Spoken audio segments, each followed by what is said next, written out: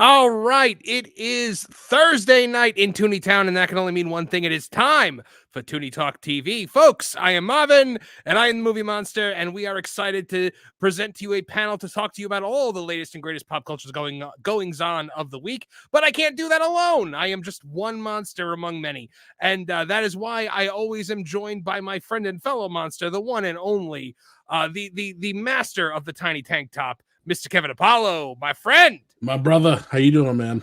I'm doing all right, man. How you doing? Are you ready to talk about some Marvel, a lot of Marvel, but a little bit of Lucasfilm, well, a bunch of stuff. Yeah. Listen, I'm fired up. I haven't seen Deadpool yet. I'm remiss in missing that deadline. Other than every single spoiler being posted on Instagram and YouTube Shorts, so I think I've seen the entire movie by now. But Right. I'm fired up. It's ready to go. I started my pre-show. All of a sudden, I had a stomach ache and had an explosive case of Pablo Hidalgo and took a massive Kathleen Kennedy, and I feel better now we're here. The less said about that, the better. And of course, folks, joining us this week, the one and only, the legend of Hollywood himself, the incomparable Lou Wasserman's Ghost. I don't know if I'm all that, but I do know that explosive decompression can be no fun. You are all that, my friend, and a bag of chips. So, and like the good chips too, like the Cool Ranch versions. Oh, when they used to be filled up to the top. Oh yeah, no, right. Not Ruffles, not ever. Mylar and air now is what you're buying. Right. Mylar and air. And also joining us this week, as always, our good friend from his own channel, Nolan Thunder, and from that game place, the one and only Mr. Nolan Thunder. Hello, everybody. I felt all in the zone, all pumped up, ready to go, but then I heard all this stuff about relieving yourselves, and now I feel like I stumbled out of the gate. Like I'm prepared. I don't know what to do anymore. Boy. But also joining us this week, folks, making his debut here on the show, but not his debut in all of our hearts and minds, the very well-known, the one of the people that I consider my mentors in this industry, the one and only Mr. Culture Casino. Hey! What's going on? Thanks for having me. And we are peers and friends. Okay, you need to reverse that, not a mentor. Yes, right. But I also learn from you. So well, I like calling Marvin my senpai. Very good.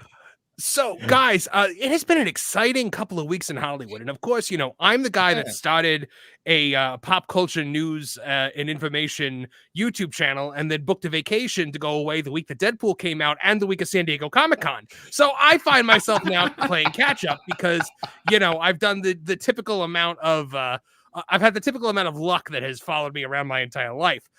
So we need to talk a bit about Deadpool and Wolverine, but specifically, I really want to talk about the box office because as you guys will see here in this article from Deadline, Deadpool and Wolverine has topped $900 million at the global box office. We'll have $1 billion licked at the weekend. So with Wednesday's business included, Deadpool and Wolverine has now crossed the 900 million global box office mark. The worldwide crime, the worldwide is at 903.3 million, as previously noted.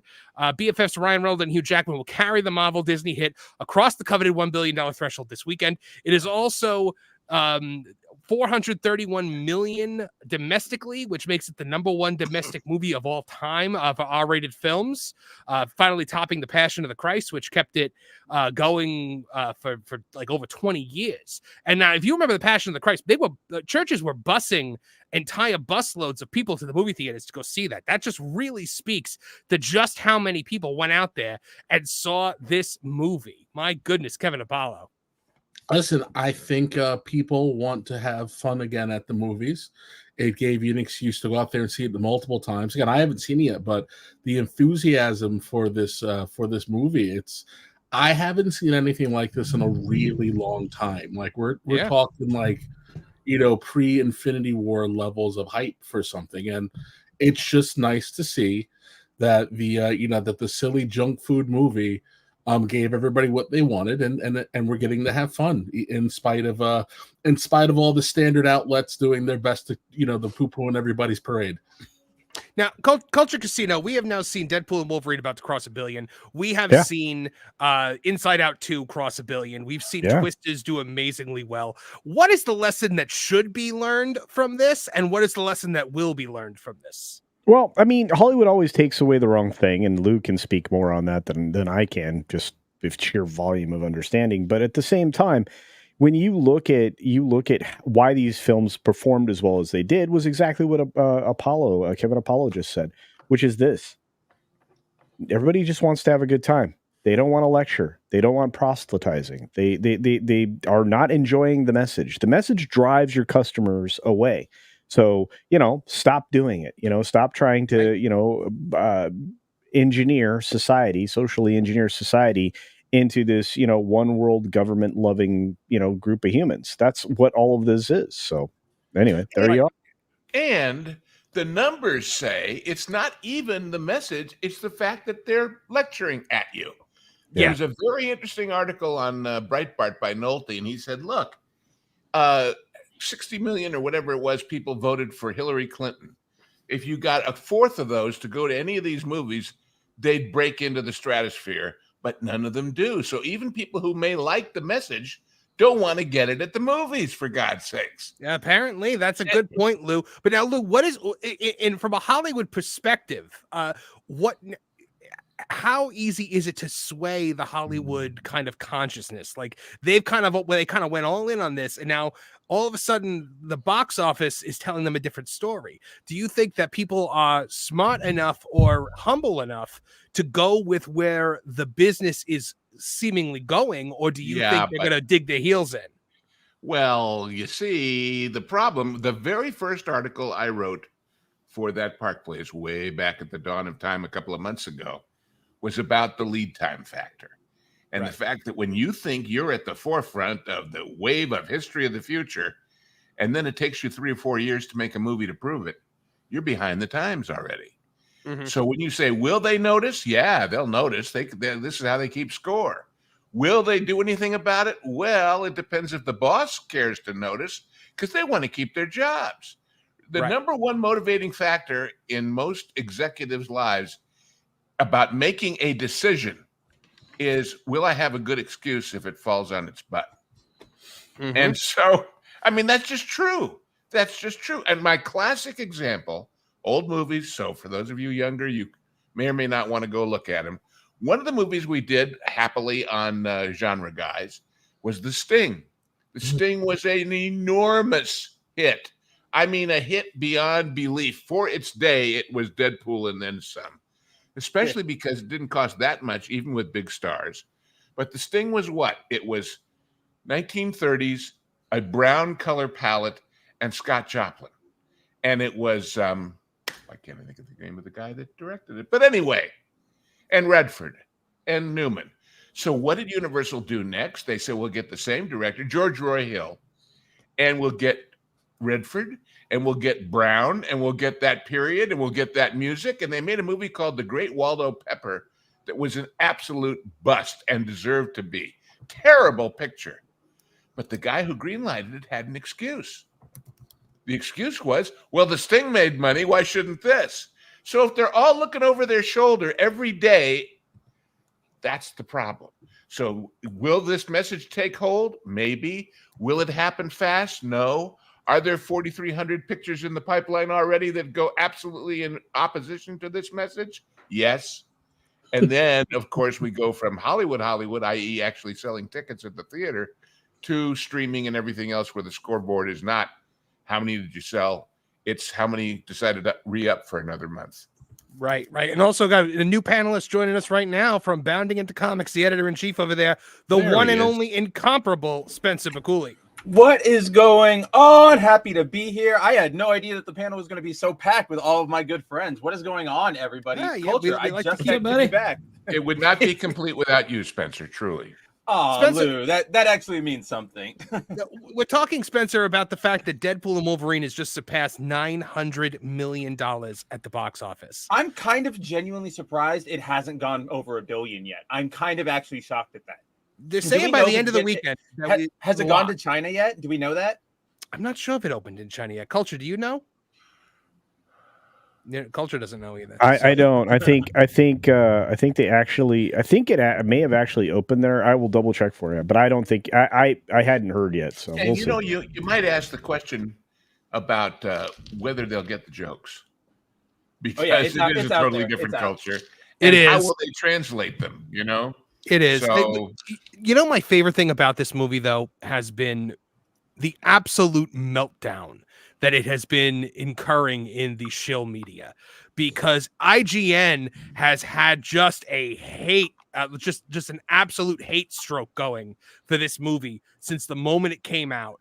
And really? It's very, oh my gosh. Yeah, I know. IGN is like, and then you're getting a lot of these like Polygon and places like that making these articles like the gay jokes, we deserve better than this. And you know, people are like, why weren't Wolverine and Deadpool gay together? Like all of this stuff, they're just livid that this wasn't just stuffed to the brim with all of their messaging. And that, damn it, if people wanted gay entertainment, they'd be watching the Olympics. And they're very much not watching the Olympics. Nolan Thunder, did you see the movie? Yes, I saw it opening day, actually. Yeah, what was the atmosphere in your theater like? It was fun, but I was kind of sick at the time, so my body kind of felt like death. So it was a little bit tricky seeing, but I still had a lot of fun. I tell you, my crowd, though, was a bit weak compared to when I saw, like, No Way Home. The audience cheered, like, 5 or 6 times throughout that dang movie. It was amazing. You could tell there was a lot of fun and energy, but sometimes, though, I feel like my crowd was kind of weak. But I can tell definitely with the numbers and the passion. And I said this a while back when the movie came out, was that you could tell the movie is very, very good in the zeitgeist, because instead of people just like geeking out about it, everybody just wants to quote it. And in my mind, that's one of the best things you can do as a movie, because all the people want to do is just relive those moments. It's great. Right. You've created a culture around it. And starting off our super chats for the night, John JID 999 for 199, power to the 199, says Bad Boys, Beverly Hills Cop 4, etc. make you feel good. And that's exactly it, guys. Top Gun Maverick. You know, they're saying that male and pale is stale, right? That was like the big thing that was openly being said around studios. And they are proven wrong constantly, time and time again. When you are just given entertainment, it actually, believe it or not, entertains people. And the thing that's been driving me the craziest, I don't know about you guys, have you been seeing all the people that are like, oh, so it's okay when Deadpool breaks the fourth wall, but when She-Hulk does it, you all hate it. Oh, it's okay for Deadpool to sing bye bye bye while dancing around with Wolverine's decaying skeleton, but when She-Hulk twerks with Megan Thee Stallion, then everything's a problem. No, it is not an apples to apples comparison here. There are like two very different intentions behind both of those scenes, right? The Deadpool one knows it's being like intentionally goofy. It's trying to lean into the joke. It's going, haha, look at me, I'm laughing at myself. The Megan Thee Stallion one is like, haha, like it's not even a haha. It's more like, look, we've got her. Isn't this so cool? It's a legitimate thing. Look how cool we are. That's what it is. Deadpool realizes, like, yes, this is an old song. Spencer, this is goofy. Yeah. Spencer, Lou. The key phrase in all of that, and you're absolutely right, is this: laughing at themselves. Yep, 100%. Woke doesn't do that. Oh, She-Hulk never for one second laughs at herself. And that's the thing. Deadpool was written well. Look, the plot is I mean, I guess I'll start giving a little mini spoiler-free review. The plot falls apart the second you start to think about it, right? But so of the 3 Deadpool movies, some people are saying it's the 3rd best. I would say it's the 2nd best. I didn't love Deadpool 2. I hated Deadpool 2. I didn't like Deadpool 1. I love Deadpool 1. I love that one a lot. I can't get past that. It didn't click one. for me. I respect it, but it didn't click. The one thing for me, guys, that Deadpool 3 is the most fun Deadpool of the bunch. It is a love letter. Culture Casino, do you agree? Oh, 100%. I think this was a great way to try to convince people that there's still something to the Marvel universe. Yeah. The problem is that they have 2 films coming up that are going to convince people that Marvel is dead. So I don't think you can reanimate a corpse twice. Well, here's an interesting question then. Mm-hmm. Could Deadpool be as successful mocking the MCU if the MCU wasn't so terrible to begin with? Would it even be possible for it to make this kind of money if it didn't have that context of all the crap that they've been putting out otherwise? Right. I think it does, because there's a lot of humor in Deadpool and Wolverine about how bad. Do you mean it in the sense of like, because like to me, or let me restart. To me, I see Deadpool and Wolverine as you know what? I don't even know what I'm saying. Ignore me. Just go on. All I'm saying is my entire point. To make fun of something, you have to have something to make fun of. Right. And I don't know. I mean, I haven't seen it, so I don't know. Could it be more of a we're acknowledging that the wheels fell off the second Endgame ended, because I don't count No Way Home. That was a Sony movie. So yeah. So we're going, hey, guys, we get it. We're sorry. Tony Stark died, and we just did not know what to do with ourselves. So here, laugh at us and laugh at all the Fox debacles at the same time. Or go ahead. Yeah, go, Lou. I was going to say, the part about Endgame that always, from the very first, when I first heard what they were going to do was, let's see. Over a series of movies, we've built this fantastic universe of all these interesting characters. I know what we'll do next. We'll kill half of them. I still did they get that idea? I think it could have worked if they were really smart about who they like. If they had a solid plan for Phase 4 that relied on actual like heroes people wanted to see, genuine successors, not female Black Panther, not Captain Marvel. I think the plan worked, because we also have to look at the movies in terms of people's careers, people's like the reality of it, which is these guys didn't want to play these actors forever or these characters forever. I think that it was good to retire them for a little bit. You could have probably brought them back, but this all boils down to the writing. I'm a firm believer of there's rarely a bad idea and often just really, really bad executions. Don't get me wrong. There are very bad ideas out there, but more often than not, it's just bad executions. And I think that's what happened with Marvel after this. They just, because we've talked about it for years, right? They had this, and you just said it, Lou, they had this big plan, built everything up, and then they just went, we can do whatever we want. See, and what I'm saying is, what percentage of that $1 billion is people taking guilty pleasure in seeing them tear down what deserved to be torn down? Oh, it was a lot of people like feeling vindicated by the jokes, and it was I think what Spencer said, we at a certain point, Marvel had gotten to the point where everybody just trusted what they were doing and they went along with it. Like we saw it with Guardians of the Galaxy. Nobody knew what the Guardians of the Galaxy was other than comic book fans. Everyone just saw, hey, there's a talking tree and a talking raccoon and it's set in space. And we all went and that worked. And then Ant-Man worked. And they were like, we can get away with anything. Go ahead, Spencer. I'm gonna pull my hipster credit card, because I love pulling this, because back when I was in college when like the MCU was getting started, right? Iron Man was 2008. I was 18 as it started building, was in college. When I was in college and normies started getting into the MCU and stuff, I'd have people, they'd know I was into comic books. They'd come up to me and they'd go, who do you want to see in like the MCU? If you could have any heroes, Spencer, like who would you have? And my answer was always, well, I have 3. The first one doesn't count because it's Spider-Man, but they're never going to get those right. So I always kind of like wrote that one off. And then my second answer was, I want the Guardians of the Galaxy, and then I want Ant-Man. Those were always my 2 like picks because I loved the 2008 DNA run of Guardians of the Galaxy around the Annihilation Conquest storyline.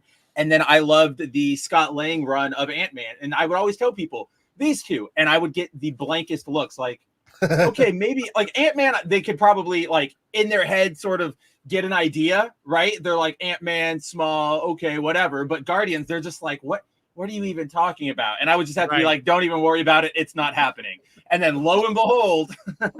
Well, and that's why everybody thought that the Eternals was going to be a smash, because they were like, oh, it's going to be just like Guardians. You don't know what it is, but it's a new team and everyone's going to love it. Only shills thought that was going to be good because I think everybody saw from the very beginning, from the marketing of look how diverse all of our casting is. Look at how emotional this movie is. From the jump, we sort of all knew, oh, this is going to be kind of a disaster, huh? That's what I'm saying about this lead time thing.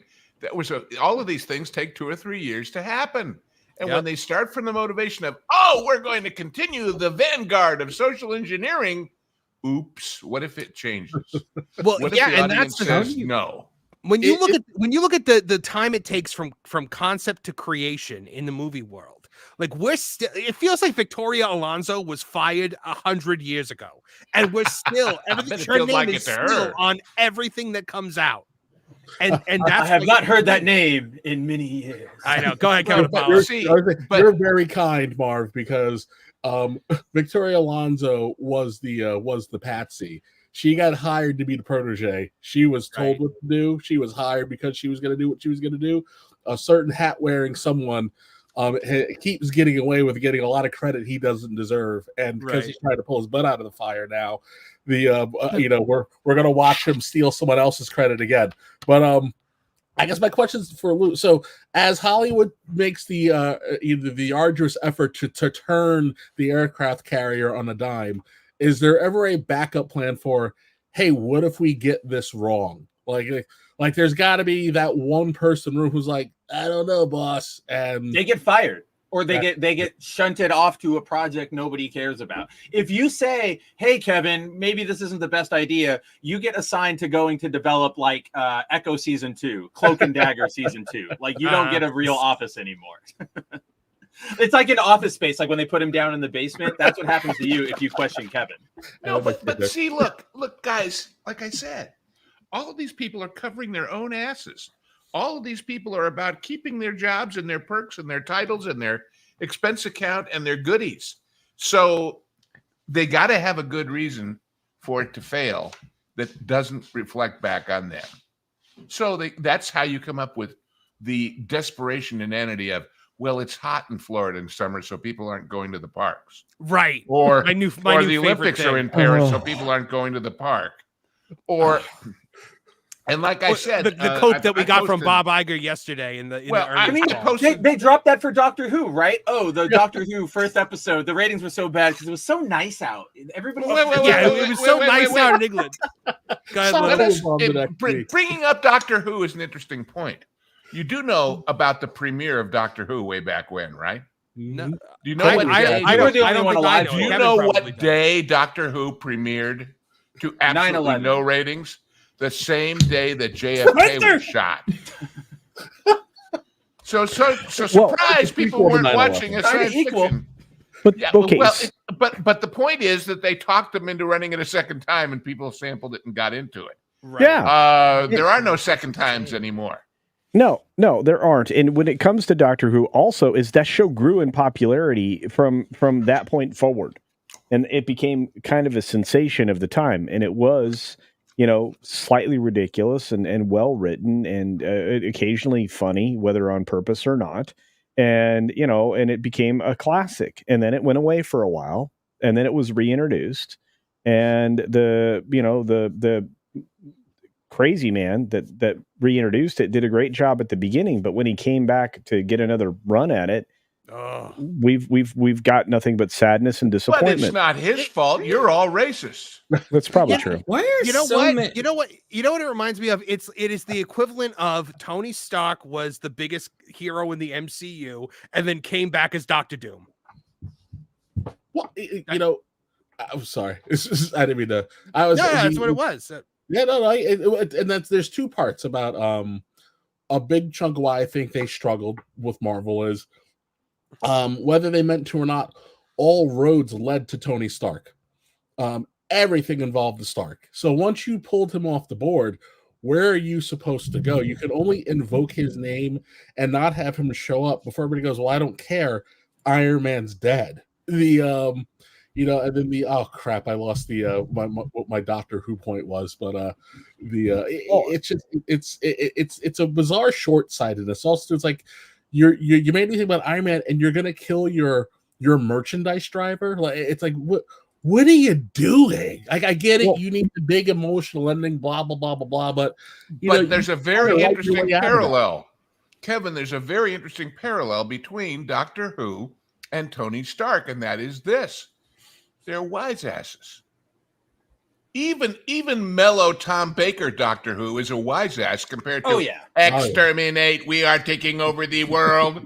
Everything else is being played absolutely deadpan serious. And along comes this guy says, oh, yeah, well, so's your old man, which is Deadpool's secret. And doubly hard to do when half the time you're wearing a mask, for God's sakes. The mask, I think, is more my first thought. When they talked about RDJ as Dr. Doom is, Victor Von Doom is a lot of things, but wise ass he never was. Right. And never will. Very be. Different portrayal. Culture, you've been trying to make a point, I think. No, well, 2 points. One, to add to what Lou just said, Doctor Strange is a wise ass too. So yeah, and you needed a straight man and a wise ass, and that gave you Tony Stark and Captain America, and I mean they were perfectly paired.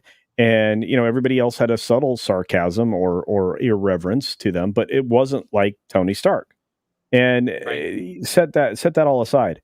I'm just surprised that Kevin is not excited for Iron Man's replacement, because Ironheart, based on a Prawn film, is going to just whoop it up out there. So aren't you stoked? Representation. Oh, dude, I am, Marv knows this, I am for my opinions have exploded many a head. Especially, I know the sound of my voice. They don't know what to do with him. Well, they you hear the sound of my voice in the phone, and then we at my job we call it the Sheriff Branford moment. I step out and have the conversation, and then I have to go. I am Sheriff Branford. Kids, if you don't know, it's a wonderful movie called Smokey and the Bandit. Sit down, watch it. It's okay. It's okay to laugh. It's okay to laugh. It's very funny. I'm sorry, but one, why do minorities have to shop at the superhero thrift store? I don't need the Falcon to be Captain America. The Falcon is Falcon. I don't need a female Wolverine. If you want to make a full female Wolverine, then make freaking Badger or whatever you want to do. The Black Panther 2, I call it mourn porn. They banked on you. They banked on you being so sad that Chadwick Boseman died that you were going to see this movie, and then they were like, he's dead for 2.5 hours. But they failed. Hold on, they failed that. I just want to interject here because I can never get over this. They failed in that objective so hard because for all of those who've seen the movie, you'll remember that the movie starts off with that whole oh, he's dying. Sure, he can't save him. And then they have that big funeral procession through the streets of Wakanda. And as it starts, it seems very, like you said, Kevin, like, look, it's Chadwick. We're mourning. Everybody pay your respects. It seems like this big respectful thing. And they've got everybody in white. You got dancers. You've got just this big procession. Then they finally get T'Challa's coffin to its final resting place, and they put it down, and on the front of the coffin you've got the Black Panther doing the Wakanda Forever symbol, and then it gets lifted up into a Wakanda spaceship and just flies off screen. I was sitting there in just absolute disbelief at how much of a tonal mismatch that entire portion was. I was just like, space coffin. They focus on the space coffin floating up. They should have brought the guys from Ghana in to do the do. I still love that meme. You want to see how you can tell? I'm sorry, you did not. Go ahead, Lou. The difference in management is if Disney, Marvel owned DC, they would have said, oh, that third part you were going to do, Nolan, about Bane and all that. No. Heath Ledger died. We got to do a funeral for him. Right. Right? I'm sorry. They You totally guys would have done that. Yeah, you all are incredibly racist, okay? Especially you, Kevin. And- because I'm going to tell you right now, Black Space Jesus was the best part of that film. Just going to tell you that right now. I'm sitting there going, wait, we froze Bucky. Why did you just freeze T'Challa? Why did he have to die? You have The technology exists. You can't possibly run out of time. I also No, you know what absolutely you hate- wanted? You wanted some guy in a lab coat saying, "We can rebuild him. We can make him stronger, faster, better." Right. The Where's $6 my million Black Panther? job. And they rebuild him as Ryan Gosling. Yes. No, but you No, know, I recasting think, like- that role.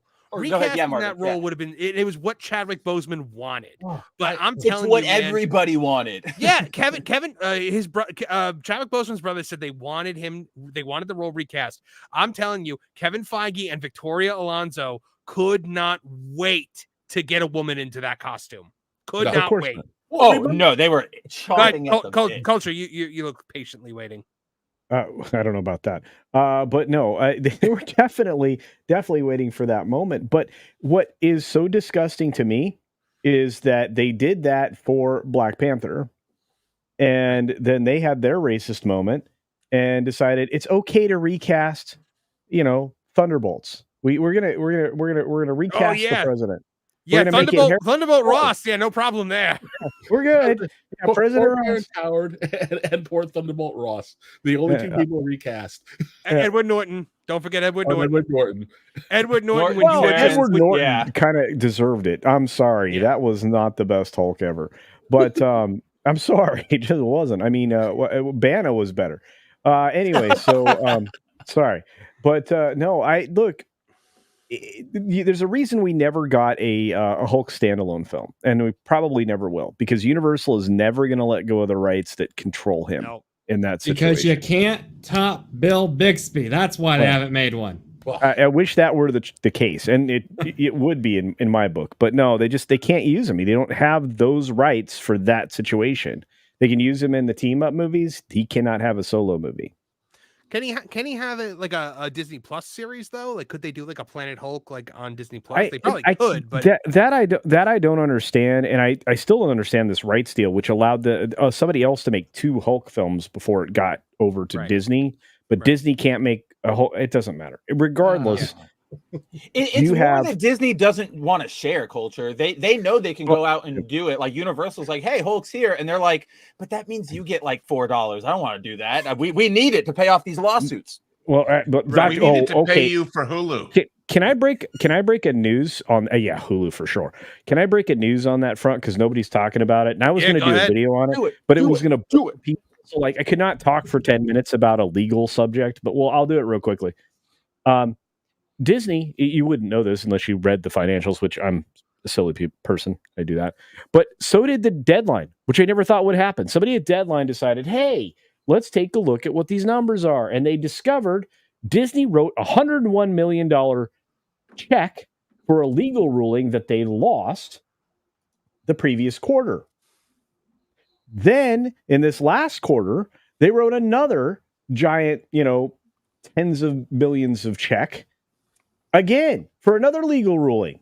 They are taking L's constantly. So if you want to know what somebody's settlement was at a given point in time, all you have to do is look through the quarterlies.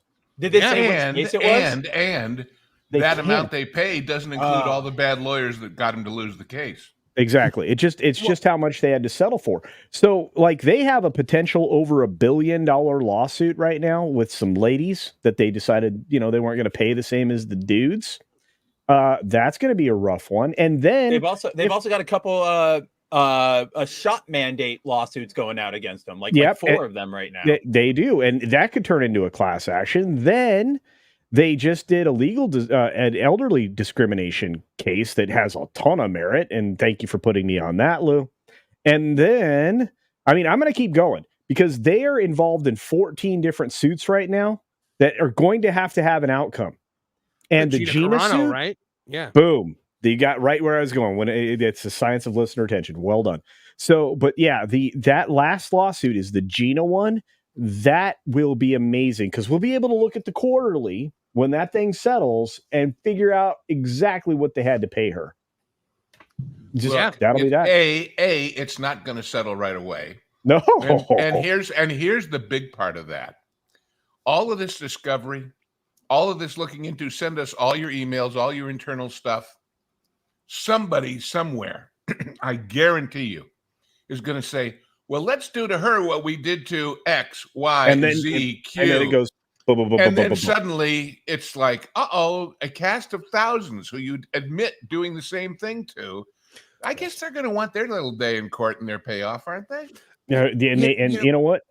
Look, James Woods is probably the most discriminated against actor in Hollywood, right? Mm-hmm. But he's not the only one. You know, Tim the Toolman Taylor, otherwise, Far from the only one. Yeah, I mean, he's lucky he's still getting roles with Disney. They don't like him. He's conservative, despite him being like the poster child for recovery people, and going to jail people and everything else. They keep making those Santa Claus movies and TV shows. He makes money, and he doesn't say anything that they could throw him out of the room for.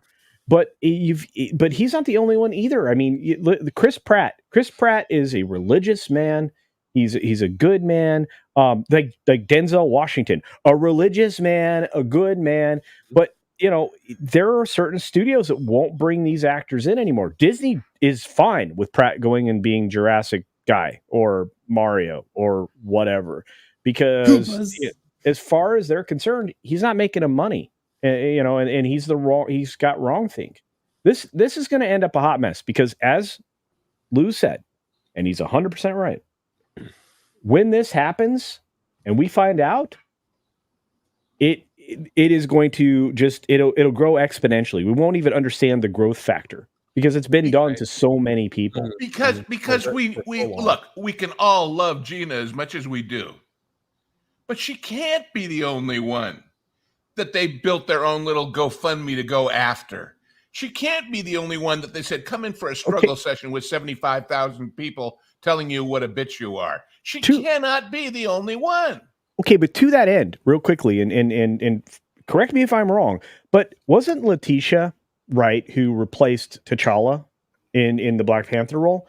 Yeah. Wasn't she also on the hook for, not appreciating, the shot thingies and not super... Yeah, she was against the jab. Yeah, they want to hit her hard with Evangeline Lilly, Yeah,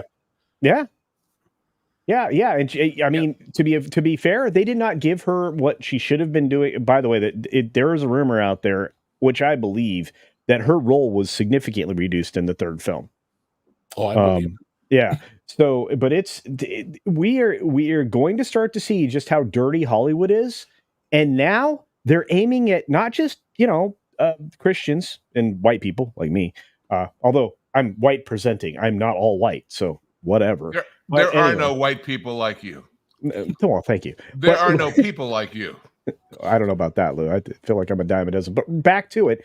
But you're going to start to see that they don't necessarily like some of the people that you would think they would be in love with in Hollywood, and it bothers me because I think discrimination in any form. Because I grew up in the perfect time. I was born in 1970. I grew up in the best part of America because we were absolutely colorblind. Nobody looked around at their friends and saw anything that would be different, right? And it was amazing. I lived in the best time. And then they started to disassemble all of it starting around 2008, 2009. Mm-hmm. And I was like aghast. I was shocked, right? And I've never been lectured to about stuff that I absolutely didn't need a lecture on more than I have been in the last decade. I don't need any of this, kids. You guys are behind. You went backwards. What are you doing? Anyway, it is what it is. But regardless, one more thing about that timing. Yeah, I married my wife in 1996. At the time, she lived in Atlanta and had grown up in Georgia. And when she came to LA, the first thing she said was, "It's much more racist here than it is anywhere I've been in the South." Yes. Well, the South grew up fast. I mean, you have to think about it. And I know this is entirely off subject. I'm sorry, Marvin. It's okay. It's good discussion. But everybody evolved super quick down there because not only was it illegal, it was disgusting to the people around you. I mean, and again, I feel like what happened? We were like everything was the best. We fought through the beginning of the 80s. We got into the 90s, and the world was just entirely different. And the number one people in music, film, sports, everything. It's a cornucopia of different flavors, colors, whatever you want to call it. It was again. We're done. The world is a carousel of color. Kevin Apollo, you say this all the time. I speak about this all the time because I love being an 80s kid. I love being an 80s. I effing love it. And a 90s teen. I bloody love it because I go like we knew the least amount. Like it's not to upset anybody. I go like if you were if you were in high school from I'd say probably 74 to 2004. You probably couldn't tell the difference between the kind of Spanish person you were talking to. Everybody was either Puerto Rican or they were Mexican. You didn't mean it, but like you didn't really give a crap. You just didn't know. You didn't know what kind of Asian. They were just your friend. The only thing you cared about was, is this guy an a-hole or are they cool? And that was like pretty much what summed it up. If you use a certain letter word, if you use a certain 3-letter word, it had nothing to do with your sexuality, and everything to do with the fact that if you were a d-bag or not. And then I go. We grew up with again. You look at your TV between Crockett and Tubbs, the A-Team, Rocky and Apollo, Cagney and Lacey. And you jump up to the Ellen episode. The Ellen episode, like, dude. We didn't care about this stuff. Like we were probably the most accepting, most ready, and then all of a sudden we go elect a black president, and then 2 years before he's got to get reelected, everybody's a racist and a homophobe. I'm like, what happened? What happened? Well, it regardless, and I agree with you on that point. But I'm going to say this: the number one program for 5 to 6 years in a row was the Cosby Show. Yes, and I mean, we were looking up, I just there's so many shows Cosby, where they were Family Matters, different Family strokes. Matters. It's like everybody was looking up to these wonderful black role models that were family men, and I don't know what happened. The world just went nuts. Carl Winslow is my TV dad. He was everybody's. He's America's TV dad. Yeah. Well, that's very nice because, of course, Carl Winslow is a friend of mine. Yeah. So there's that. But anyway, but let me tell you something. Let me tell you something about that show. It is very, very, very hard to write and keep going with a show like that. And here's why. All programs, whether they're comedy or drama, are about conflict. You open the show, somebody's doing something to somebody, you overcome it, you win. All's happily ever after, all in 23 minutes or 54 minutes or whatever it is.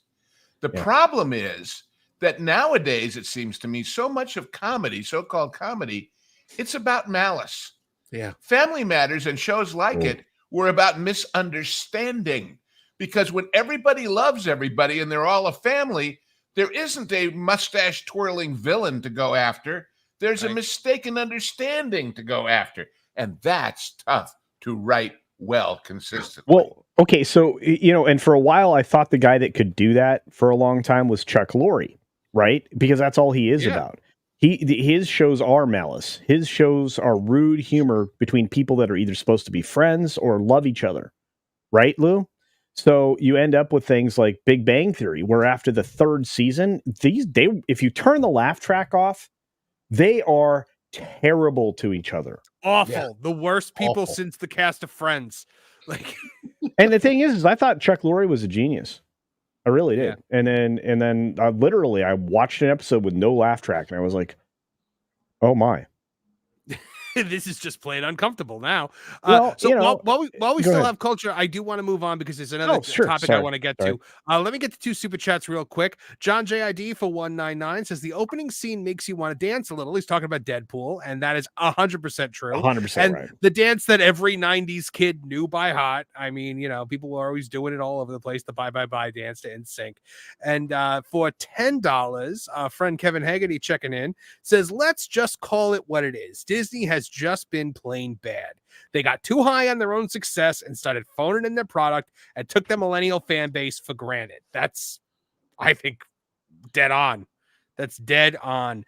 That Disney thought that, I think I made this point on that Park Place earlier, is that Disney thought that Disney was what could do no wrong. It thought that Disney was the thing that was quality. The brand itself was the thing that would drive things forward. And what they failed to realize is that it is not a brand. It is the people that make up the brand.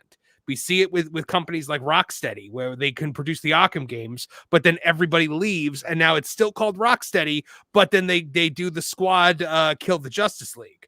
And, you know, or something like Disney, what Disney has now.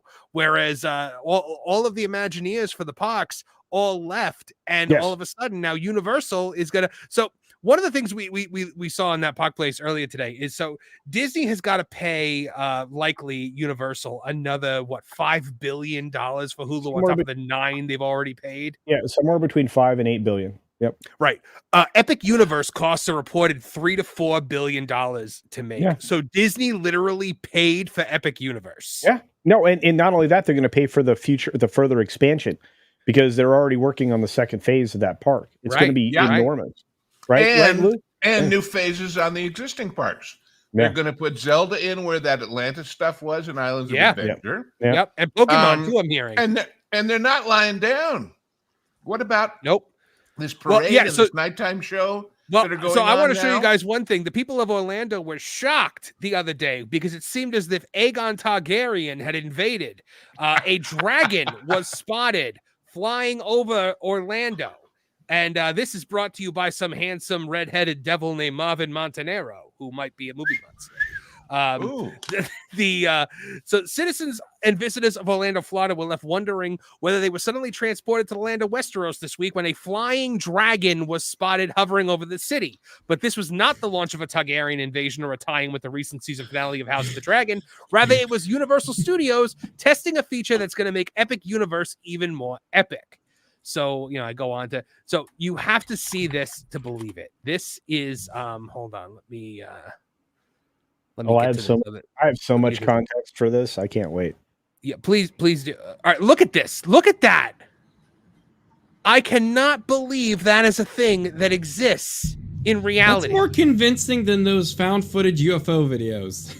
It really is. I mean, it's unbelievable. Culture, I would love your insight on what we're looking at here. Let's fly that over an uncontacted tribe. Let's see what happens. Yeah, first and foremost, the engineers over at Disney tried to work on something like this for quite some time.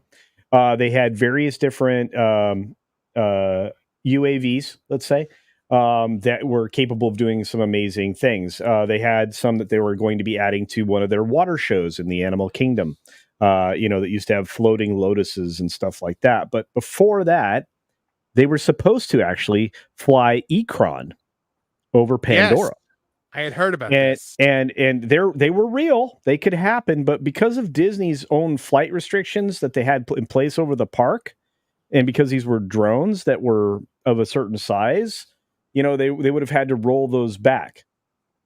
So they elected not to move forward with these things. Not only that, they had a tendency to run out of power very quickly.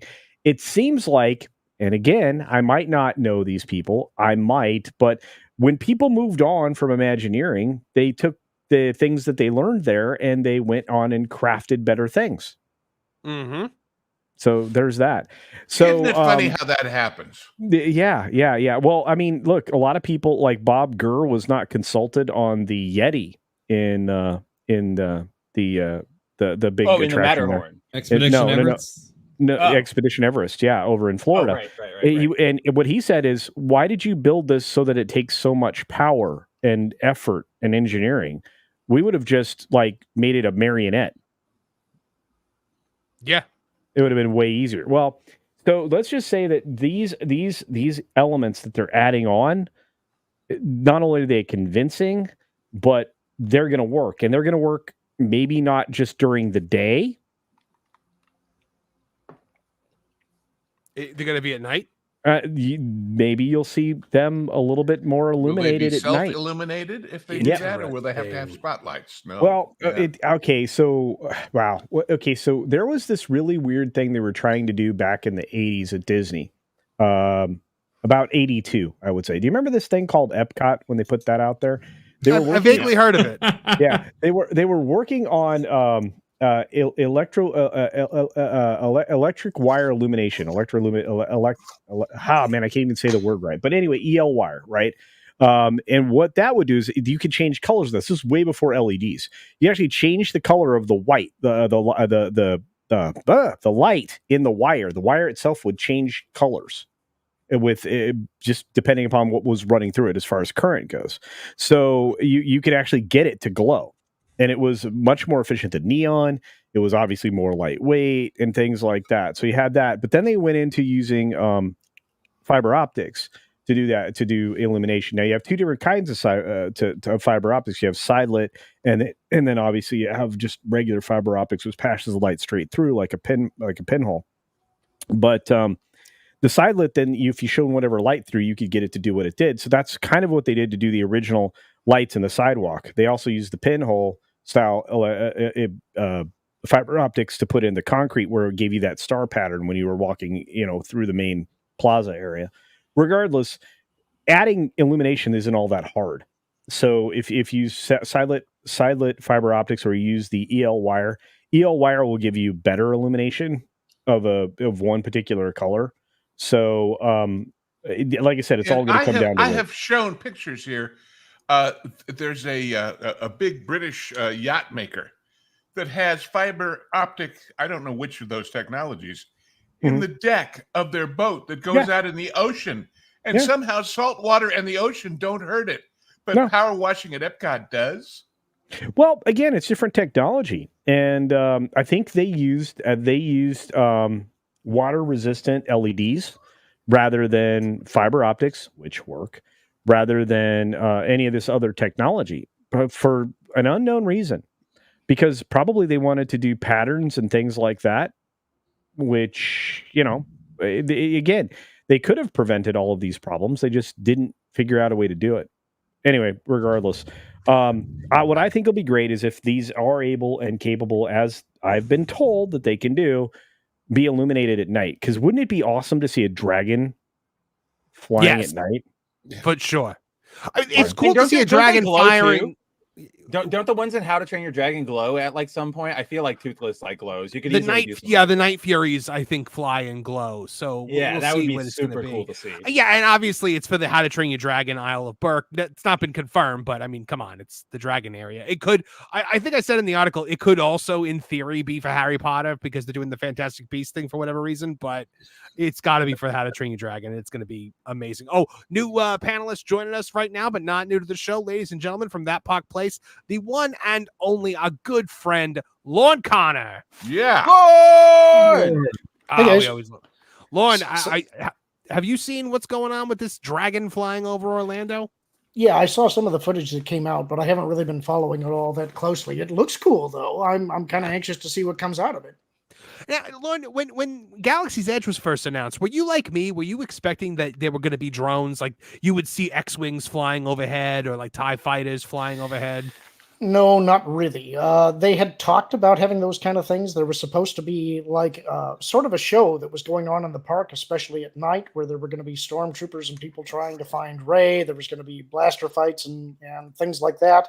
There was talk about drones, but then they started penny pinching. Chapek came in and they started slashing things out of the budget, and that was one of the very first things that got cut. So I kind of knew early on that wasn't actually going to. And then you got your original character, your blue-haired black lady who had a whole plot line you were supposed to. One of the dumbest things. So bad. Literally, it wasn't just a show. It was like she was the star of the theme park area. It was so weird. No, the last time she I got was there, introduced in the Phasma novel, if I remember right. Yeah, it the was very last- and then she got a Marvel comic, like a two-issue Marvel comic, and then into the park. last time that I was present at Galaxy's Edge, I saw I was in like the area where like the First Order area and the Rebel area, the Resistance area, like kind of connect, and so the stormtroopers are coming, but Rey, Chewie, and the blue-haired girl are there, and like they start hiding from the stormtroopers as the stormtroopers walk through, and I yell out to the stormtroopers, "They're over there! Don't hit the Wookiee!" Just because You know what that's like, right? You know that Menschel and Rickless put on a production with his protege wife, Pia Zadora, of The Diary of Anne Frank. And the joke was that it was so bad that the audience yelled at the Nazi, "She's hiding behind the cupboard." Right. So that's the same kind of. It was kind of the same concept, yeah. John JID 999 for 199 says music now is the last safe place for anything. I don't know about that. Depends on the I wish genre. that was the case. Yeah. What? And our friend Space Dave 2000 from That Game Place checks in with Space a Tooney and says, Dave! "Cool show." So thank you very much. We appreciate that, Dave. We love Space Dave on this show. Okay, so now I wanted to make sure we got through the dragon stuff while we still had culture with us, but I wanted to circle back into the Marvel sphere for a minute because I have an article here written by some young rogue named Spencer Bakuli from Bounding Into Comics. I heard that guy. He sucks. Yeah, that says rumor Marvel Studios has fired all producers that could be labeled activists, while Lucasfilm doubles down on quote all the nonsense. So now this is a report on something Chris Gore said, and it says, Spencer says, so Spencer, do you want to walk us through it since it's your article? Yeah, it's a super quick rundown, but so basically we all know who Chris Gore is. He is the founder of Film Threat, a very noted film critic on the internet, former G4 guy, very storied. He is an insider. He regularly gets press like screenings of stuff. He has insider contacts within all these studios. He is somebody I would say, I would go out on a limb and sort of speak for our sphere and say we generally would trust what he, shoves, gives us coming down the pipe. I mean, he was super accurate when he saw the Acolyte and he gave us the leaks about pronouns and lesbian space witches and all of that fun stuff. So the other day, Gore was on Critical Drinker's stream, and he was talking about Deadpool and Wolverine and sort of everything he had heard about, or he was recapping the Comic-Con presentation from Marvel, the Doctor Doom, RDJ announcement. He was recapping how good Deadpool and Wolverine was doing, and he was offering his thoughts on everything that was coming down. And when he got to the topic of RDJ, he was like, "Look, I'm going to go out on a limb. I'm going to give a counter opinion. I think this could be interesting. I think they could do a lot of stuff with this." And before anybody could sort of, push back, including Mark Millar, who was on that stream with them, that was super cool. But before anybody could push back, Gore sort of backed up his argument and was saying, "Look, from what I've heard, Marvel has fired any and everybody who could be considered or all the producers who could be considered activists." And then he unfortunately said, Lucasfilm is not changing. They're doubling down on all the nonsense. Mm-hmm. So he had reason to be a little bit optimistic about Marvel's future. But yeah, that's where this rumor comes from. It comes from Chris Gore and apparently his studio insiders. Right. So now that leads us to believe that maybe what we were talking about at the beginning of the show has come to pass. Maybe we are going to get to the point where Marvel gets itself back on track. Now we have Tony Stark coming in. We know that we have Dr. Doom on the horizon. You've got to think that Chris Evans has got to be coming like a freight train. Like there's no way you bring back Iron Man as a villain, as Dr. Doom, and you don't bring back actual Captain America. And so now but if you try and bring Chris Evans back, they're gonna cast Chris Evans as like whatever alternate universe Reed. I know it now. That's what going to be. That would be terrible. They're that lazy. Don't put that evil on us, Ricky Bobby. That's my favorite quote. I use that anytime I'm on a stream because it's like we all make these predictions and I'm like, no, don't do it. So that now becomes the question. Has Marvel pulled itself out of the fight? Now we know that we're getting Captain America Brave New World. And we know that it's a mess. It's been reshot several times. It's just reportedly just an absolute nightmare from top to bottom. We know that we're getting the Thunderbolts, a movie that nobody wants or is excited for at all. We know Agatha All Along is coming out. We know Ironheart is coming out. These things are going to be more of the same, more MCU, unless they can somehow do some crazy reshoots with a lot of these things. I don't know. Do we have hope for the future, Kevin Apollo? I know you're the cynic here, so do you? You know, the beautiful thing about benefit of the doubt and goodwill is that once you earn it, it is a beautiful thing. However, it is extremely fragile, and usually once it's gone, you're gonna have a hell of a time getting it back. I frankly have to wonder if it's too little, too late. I understand we threw up a big Hail Mary smoke and mirror pass by saying RDJ is back and he's Dr. Doom. But people kind of want Dr. Doom proper. I know we floated the counter rumor that there's going to be a proper Dr. Doom.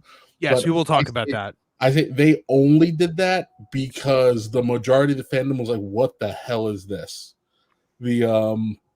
Marvel has to earn it. And I don't know if they can pull it off. I hope so, because I would love to have a reason to go to the movies again and be excited, as opposed to yelling at the sun every time I see a brand new terrible trailer. There's a lot of those, but we shall see. Yeah. Well, what gets me is why certain characters, certain parts of this have never worked. How come in all this time nobody's really made a really good Fantastic Four movie? Well, I can tell you why. They don't understand the formula. It's almost the Superman problem. The Fantastic Four is light and happy and airy. It is a family adventure. It's high stakes, but not dark risk. And for whatever reason, the studios seem to be obsessed with having Dr. Doom have weird electrical problems, powers, yes, and the family just being dysfunctional. They are not dysfunctional. Still better than Ultimate Goat Doom. Yes. Wait, when you said that, you know what I instantly thought of is Lost in Space, and the problem is Dr. Doom is not Dr. Smith. No, dear boy, he's not Dr. Smith. Oh dear. Read. See, Kevin, I was going to your point, Kevin. I was going to say, I was going to make a joke when Lou said, "Why is there no good Fantastic Four movies?" I was going to go, "Aha!" But there is. It is the 4-minute scene from in number 2 when Johnny jumps off of the building from the wedding and chases a Silver Surfer. And to your point, Kevin, that does get the tone perfectly right. In that small bit, you have everybody being shocked at the wedding. They're like, what is that alien? Reed instantly goes, Johnny, go. Like he's ready to go to solve the problem. Ben is there just sort of like, I don't know what to do. I can't help. So I'll just watch Johnny go. Johnny is lighthearted the entire time he's chasing him, right? One of my favorite bits is when the surfer goes through I think it's the building, and Johnny just goes, oh, that's cool. Like that is Johnny Storm, right? And then even when the Silver Surfer grabs him by the neck and takes him into the atmosphere to take all his oxygen away, Johnny's last words aren't like, we're going to get you, or, Fantastic United. It was, can I call Uncle? Like he was still joking. And then he lets him fall back down to the earth. Like I love that scene. And if they could just extract that DNA and put it into whatever they're going to do, it would be great. But with Pedro Pascal, I have no hope. Oh yeah, no, he's horrifically miscast. But then they took that moment, Spencer, and they ruined it by doing that weird thing where Johnny switches powers with everybody, and then completely ignored the way that it worked in the third act because the script demanded it. It was just so sloppy. And that's another moment where I'm like, the movie is all bad, but there is that 4-second moment where Johnny gets all of their powers. He's not just swapping them out, and he coils around Dr. Doom while flaming on and punching Dr. Doom with Ben's fist. And I'm like, that is so comic booky. I love that 2-second thing. But again, they don't explain how any of it works. It doesn't really make any sense. So it's like great visual. I love seeing that. doesn't make any sense. And I think you guys, just make a splash page. And now I don't know if you guys saw the leaked Fantastic Four footage from Comic-Con. I saw it. I know a lot of people saw it. I only saw Galactus. I saw Galactus as the face. That's all. It looks like the Tomorrowland movie that we should have gotten. Because it's all very like 70s sci-fi future, like retro futuristic. Yeah, retro future. And I like that. However, you still have Shalaba as Silver Surfer instead of Norrin Rad. You've got, this is still going to be. And I've been hearing a lot of things about the production of this. Now, here's the other thing: they did that trailer. They had not at that point shot a second of footage for that movie yet. They literally shot a trailer. Because Kevin Feige even said they were going into production like the following week. So they literally just shot a trailer. Now, I've had leakers that have been talking to me, which I haven't been able to independently confirm it all yet. But there were rumors of things like, oh, Reed is upset because he's whitewashed himself. Johnny, there's been in every version of the script, Johnny's either straight or gay or straight or gay. Yeah, I remember there was a big rumor coming out of Jeff Snyder of the Insnyder. He's a pretty big leaker. I know a lot of people don't like him as a person, but he's got his information. It's pretty apt. He said a couple months ago, before they settled on Pedro, that Marvel was trying to shop. They were trying to find their Reed actor, but actors were going, I don't want to play him because whatever this character is, he's portrayed as just a terrible person. Like, that's what everybody was saying, that Reed is just a bad person. Like, he's mean to Sue, he's mean to Johnny, he's rude to Ben. And I'm like, what are we doing here? Why would you want to do that? Like, yeah, it's not looking great. No, it's going to be. So apparently, I'm just hearing a lot of social justice nonsense around this movie. I'm hoping that they've created a version that's not going to be like that. So I guess we're going to have to see.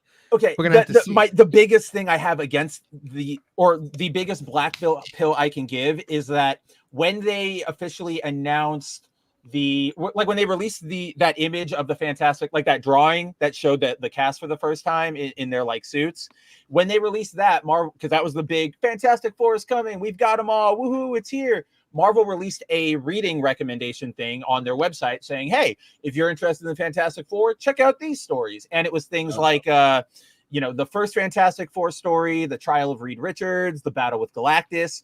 But then one of the things that was on there was this mini series called Fantastic Four Life Story, which, for those of you who don't know what it was, the Life Story series was a 6-issue series that followed the Fantastic Four in real time from the 1960s. And in the early bits of that book, you have not just like social justice nonsense, but like over the top cuckold level, like social justice nonsense, right? There's a point where Sue is reading literature on like, the women's rights movement, the civil rights movement. And she goes to like protest and everything and walk with them. And it's like, okay, that's fine. That's probably what they would have done in that time. But then she like decides, oh, I'm empowered, I want to leave Reed and I'm gonna go live with Namor. And then she tells Franklin like, oh, that's, don't call Dr. Richards your father, he's Dr. Richards. And just like this really weird subplot line where Reed just sort of gets hyper cucked out by not even by Namor, it's like by Sue choosing to actively leave him. It's so the Ultimate Universe chose to make Reed just a full-on villain. He's my favorite. I love the Maker, man. We can probably get into that later when we don't have like culture, because I know people have to leave, but I love the Maker. Yeah. So in speaking on Robert Downey Jr. coming back, we have a couple rumors, and I've got a couple articles here to discuss it. Hold on one second. Let me find it real quick. So big rumor coming out of that Park Place article written by John Trent is that Lord of the Rings veteran to play Doom Prime in the Marvel Cinematic Universe. So a new rumor claims that a Lord of the Rings veteran will play the Prime Doctor Doom in the Marvel Cinematic Universe. During the WWE Pros, the Pro Show live stream this afternoon, Scoop at WWE Pro revealed that Viggo Mortensen will play Doctor Doom alongside Robert Downey Jr. in the Marvel Cinematic Universe. The rumor comes in the wake of Marvel Studios announcing that Robert Downey Jr. would return to the Marvel Cinematic Universe as Doctor Doom. That would be something. The so I just don't Pro believe said it. Pro said, I don't like to spoil films. To tell you exactly what I've heard is happening here would spoil 2 films at least. So here's what I will say. If you wanted to have RDJ, Robert Downey Jr., come back for the Avengers, and if you wanted what he's really going to do to be a surprise, then you would need a diversion. You would need a misdirection, something like having him come out as Dr. Doom and announcing that he's playing Dr. Doom at the San Diego Comic-Con. You might then be able to have him film, and I'm sure he will play Dr. Doom. He then continued, I'm just saying to all of you out there, without getting into specifics, because again, I don't want to ruin a movie for anyone that goes against the ethos of this channel. I'm just recommending to you that there is more than meets the eye, and they are trying to save a huge applause. But when you go into the cinema, when you go in and you see these movies. Now, I like the idea of Robert Downey Jr. As like an alternate version of Dr. Doom from another universe. I thought that was an interesting concept. I didn't poo-poo on it. So part of me would feel cheated by a Doom Prime. However, I cannot be upset at an idea of Viggo Mortensen as Dr. Doom. Kevin Apollo? I love it. We were talking the other day. I actually had him on my short list of people who I would love to see play Dr. Doom. And I always, the list always wavered between however old we were going to make Reed, because I'm that kind of nerd. But going back to the RDJ thing. So fine, we're going to have a Doom Prime. To me, with the absurd amount of money they gave him, I find it hard to believe that by the time the second movie ends, he is just going to still be Dr. Doom.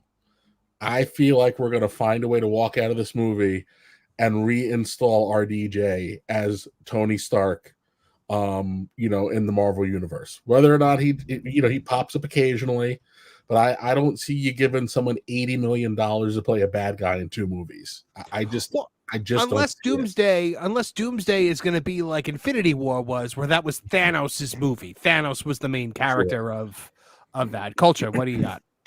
Well, it's not just $80 million. You need to up your game. It's over $100 million. Yeah, it's really $100 million. I know. Deadline said it was more than $80 million. Plus, the Russos get $20 million per film or something like that. Yeah. Well, they're doing all right. They're doing okay. But the famous Illinois Senator Everett Dirksen once said of the federal budget, $1 billion here and $1 billion there, and before you know it, you're talking about real money. Real money. Yeah. So great. That is such a great line. It's so funny, and that gets quoted often, especially in television and film. Well, no, but in television and film. I mean, even one of the best writers, I think, in Hollywood for a period of time was Aaron Sorkin, and he used it in his television program, West Wing. So, like I said, best dialogue writer out there, whether or not you agree with him politically. But regardless, it's so funny because I'm looking at this idea that Doom could. Sorry, I just had dinner delivered. Thank you, love. I'm looking at this film and I'm seeing the opportunity. I want to believe what Kevin's talking about, but I think they're going to give you a lesser Stark if they do that. They're going to give you a not our world Stark. They're going to give you some other universe Stark, and that's not going to be the same. People want authentic Stark. I don't think you'll get it if that's ultimately where they go. But I think Disney is dumb, and Marvel specifically is dumb in such a unique way that if they won't give you that. They're counting on this actor to carry things forward.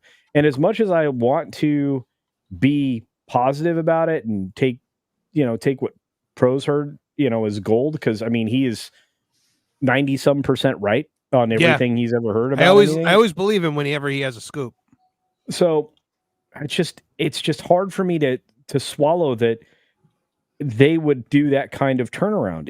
Everybody, I think somebody said an aircraft carrier, but what I always refer to as an oil tanker. An oil tanker takes 19 miles to stop, let alone turn around. So, right. That's a long way. And Lou was suggesting that, we're 3 or 4 years down the canal. Yeah. And I agree with you. So when you think about it, I'm like, they didn't turn this boat around fast enough. And not only that, they still haven't. Fantastic Four, the best Fantastic Four film is one you never saw. Well, unless you go to YouTube. Yeah, the Corman film. So, and yes, it is a glorious celebration of this lovely family, and you know, a very, you know, nonchalant kind of adventure. But we don't have that. And I'll bet you, it's funny you say that because you're right that Corman's is the best. Yeah. Corman never paid all the actors he ever employed $20 million. No. No. I mean, I don't think that amount of money existed back then. Well, but all I'm saying is, over years it would, and he never would. And so why, if the best is, by the way, from a place that made a point of an ethos of low budget, why do we think making all this money? I have the perfect solution, by the way. It occurred to me while you were talking culture. Yeah. We have RDJ come back as the next incarnation of Doctor Who. Oh, wow. He's not British enough. He's British enough to play Sherlock Holmes, but he's not British enough. They'll call him Canadian. No, you bring back Benedict Cumberbatch, and you have a Sherlock crossover with Sherlock. Done. Printed millions. Tumblr lights on fire. Come on. Tumblr. That's the other Tumblr's problem. already on fire. And you do a Sherlock meet and greet where the Doctor Strange meet and greet was. Okay, but this is how you end up. Yeah, but this is how you went. You guys are diving into this Tumblr mentality. It's how we ended up with like some weird kind of love thing that happened at the end of Acolyte. I'm like, can we not do that some more? Let's not do that. Let's not do that in Star Wars. Let's not do that in Marvel. We're not endorsing it. We're saying that's what they do. That's what they always do. But it f's it all up, and then then it's like it's this weird sexless presentation of non-romance that you get out of this current generation of wackadoodles. And it doesn't work. Well, I mean, and the question becomes, look, we can all say, hey, we heard a rumor from Chris Gore that they got rid of all the activists. Swell. Who do you replace them with? Swell. Who do you bring in? The other day on the other show, people were saying, well, if Elon bought Disney, he could fire everybody. And I said, great. Now where do you get the other people? The good ones are already saying, I don't want to get burned by that company again. I'm working for Universal and having a hell of a time, or I'm building that theme park on Route 66, or whatever it is I'm doing. I got a happy life now, guys. I don't need your aggravation. And how can I really, really, really trust you again? What you said about losing your reputation goes triple for finding creative people.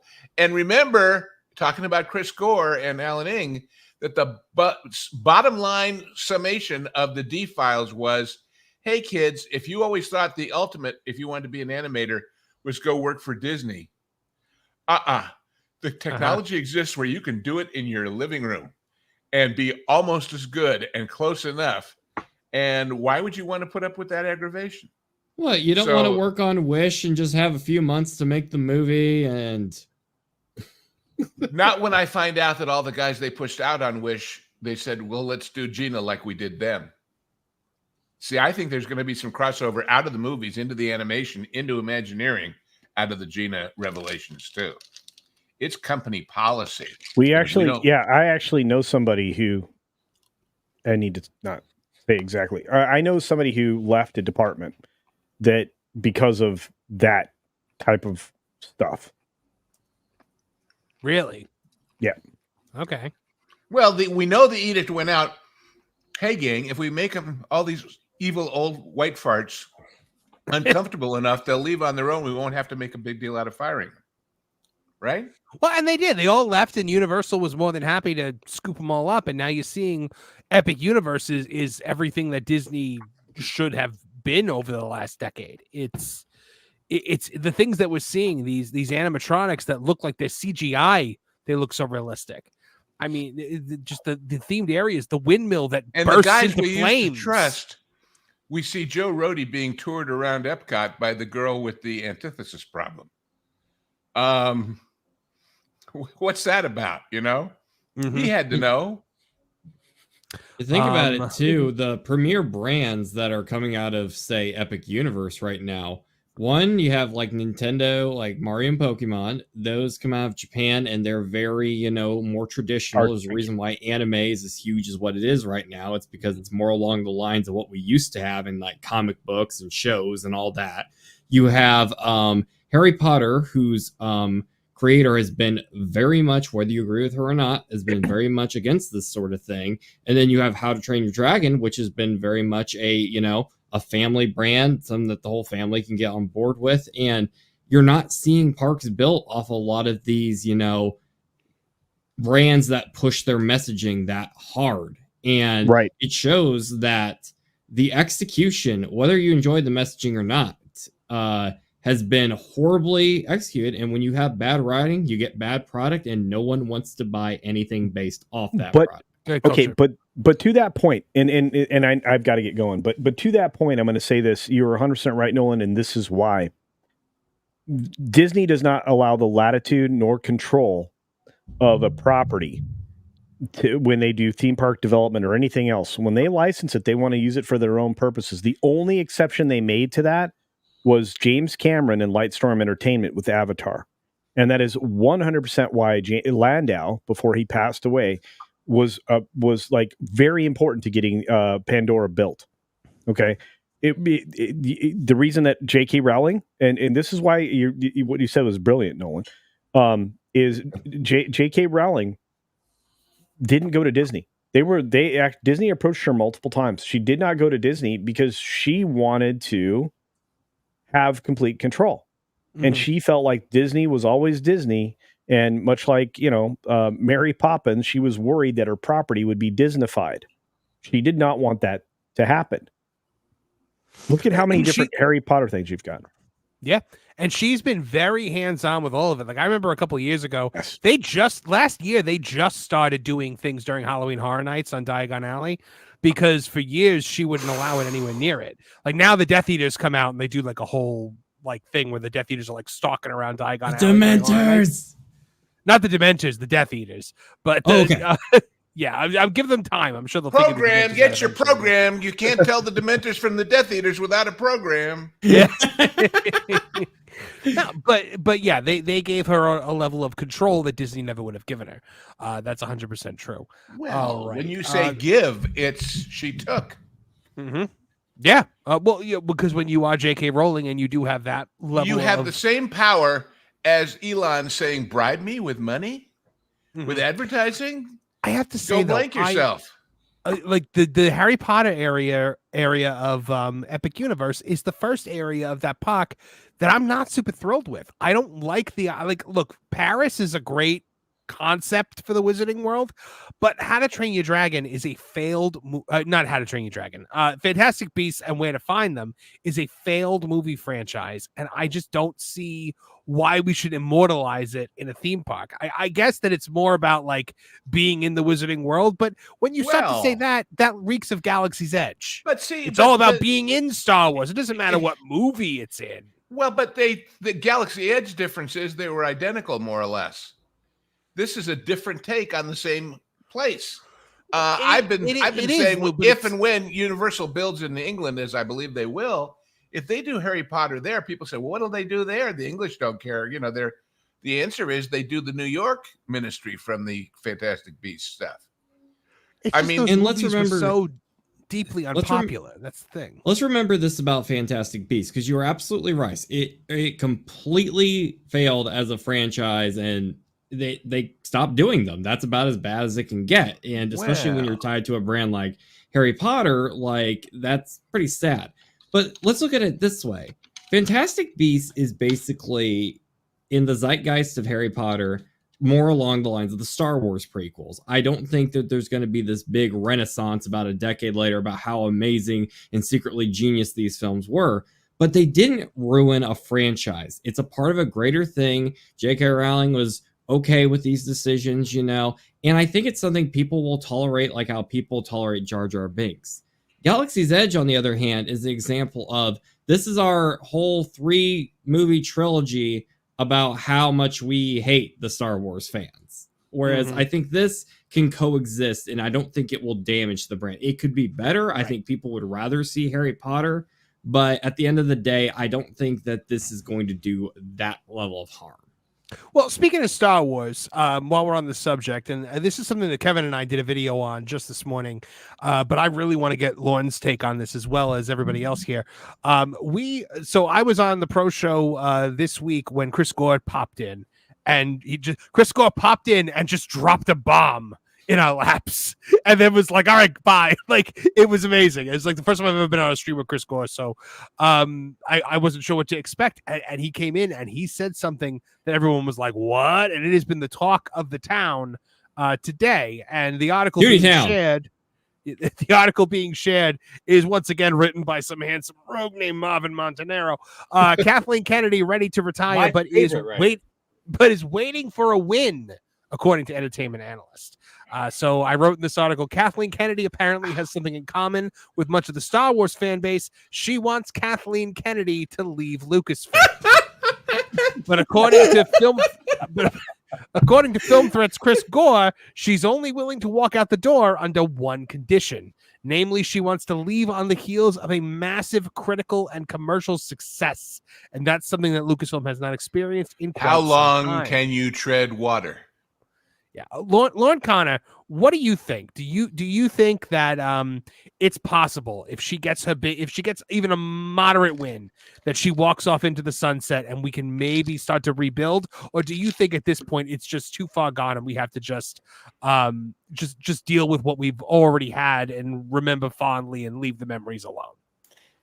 I don't think anybody's going to like my answer. So here's what I would say. I did see a video with Chris and Alan earlier this evening where they were talking about everybody reporting on this and saying that it's not being reported completely accurately, in that I think people are leaning on she's willing to leave under one condition, maybe a little hard. According to them, she's not talking about there being any conditions. She is ready potentially to retire, but she would like to have a win under her belt. Right. She's waiting to go out on a high note like George Costanza in Seinfeld. Sure, which is reasonable. You know, you of course you want to go out on a high note because you want that to be the last thing that people are talking about you. Mm-hmm. The problem, to my mind, is that there's an obvious formula for going out on a high note. It's do everything that she's against. She will not do that. Right. And so my guess is that she's going to be waiting a long time. If they do renew her contract, she's just going to sit there and we're going to keep getting the garbage that we've been getting. And eventually time will do her in. In the event that they don't renew her contract, then it's a moot discussion anyway. But honestly, I know there's people that think that she's probably going to be out the door sooner than later. I don't think so, because there's no advantage to her for leaving right now. There's no one who's going to want to step into that role, so there's actually not a great deal of pressure on her. She's managed to distance herself enough by having Dave in there to take the fall that right now she's getting paid a lot of money to probably not do a whole lot. And if the conditions, if there's nothing that's forcing a conditional change, if I were her, I hate to say this is evil mastermind talking, but I'd be doing exactly what she's doing. I'd just be sitting there and collecting a paycheck, because why not? In the shadows. The other thing, the other thing is that I feel like Disney is doing A/B testing. They are making changes at Marvel. Yeah. I'm actually, I think, a little more optimistic about the Marvel stuff than I think some of you guys are. But I think they're also deliberately not making changes at Star Wars because this is a way for the investors. I mean, I know there's plenty of evidence already, but if they can point to, look, we've made these changes over here at Marvel and now we're making billion-dollar movies again, and over here at Lucasfilm, we can't even get successful TV shows, that's a pretty big hammer to be able to say, we need to do the same thing over here. And if you really want to make the case, that's a scientific test. I hate that they're willing to sacrifice Star Wars, but it looks to me like that's what they're willing to do. Culture Casino, I know you've got to get going, so do you want to weigh in on this real quick, and then we'll say goodbye? No, I really hate it when Lauren makes a good point. Just well, then you hate it every time Lauren speaks. No, I love Lauren to pieces. We had a great time. If you remember on WW Pro, he and I did an exclusive video over there the other day, just absolutely, loving on Star Wars and talking about it. So it was really a good time. But no, I guess I just want to add to what Lauren is saying. I'm like, there is no impetus on her to move. There isn't. I understand that. I also understand what Chris Gore and Alan Inger are saying, in that if she were to get some kind of an upswing from anything she would be attached to, that might be the point at which she would relent. But there's nobody that wants that job. You know what that job is? It's a rescue job. It's a recovery job. It's like a slog. You're signing up for 5 years of reclaiming something. And we just talked about this with Marvel. Do you know how long it takes to put the toothpaste back in the tube? It's just not just that. Reclaim something with no guarantee of success. Well, that's the awful part. They could just continue to churn out crap, not intending to. It's success is a very fickle thing. She serves a vital function now for the company. Why? Because anybody who comes along saying, well, what if we did this? And what if we changed? And what if they can just say, well, let us run it by Kathy. We'll get back to you. Mm-hmm. And then it goes, sense. That's where the dinosaurs go to die. That's all. Yeah. Well, and you know what? She would know because she was involved in Jurassic Park. So if anybody knows how to kill dinosaurs. Well, I don't think she knows how to kill dinosaurs. I think she knows how to fetch coffee in the presence of dinosaurs. Well, here's the question. When you talk about that A/B test between Marvel and Lucas, if they hadn't killed Indy, would it have gone the other way? I think if Indiana Jones had been a hit, she would have already retired.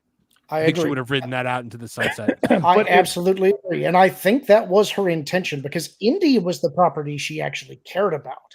Right. I think she thought you could not tell by what she did with it, though, Lauren.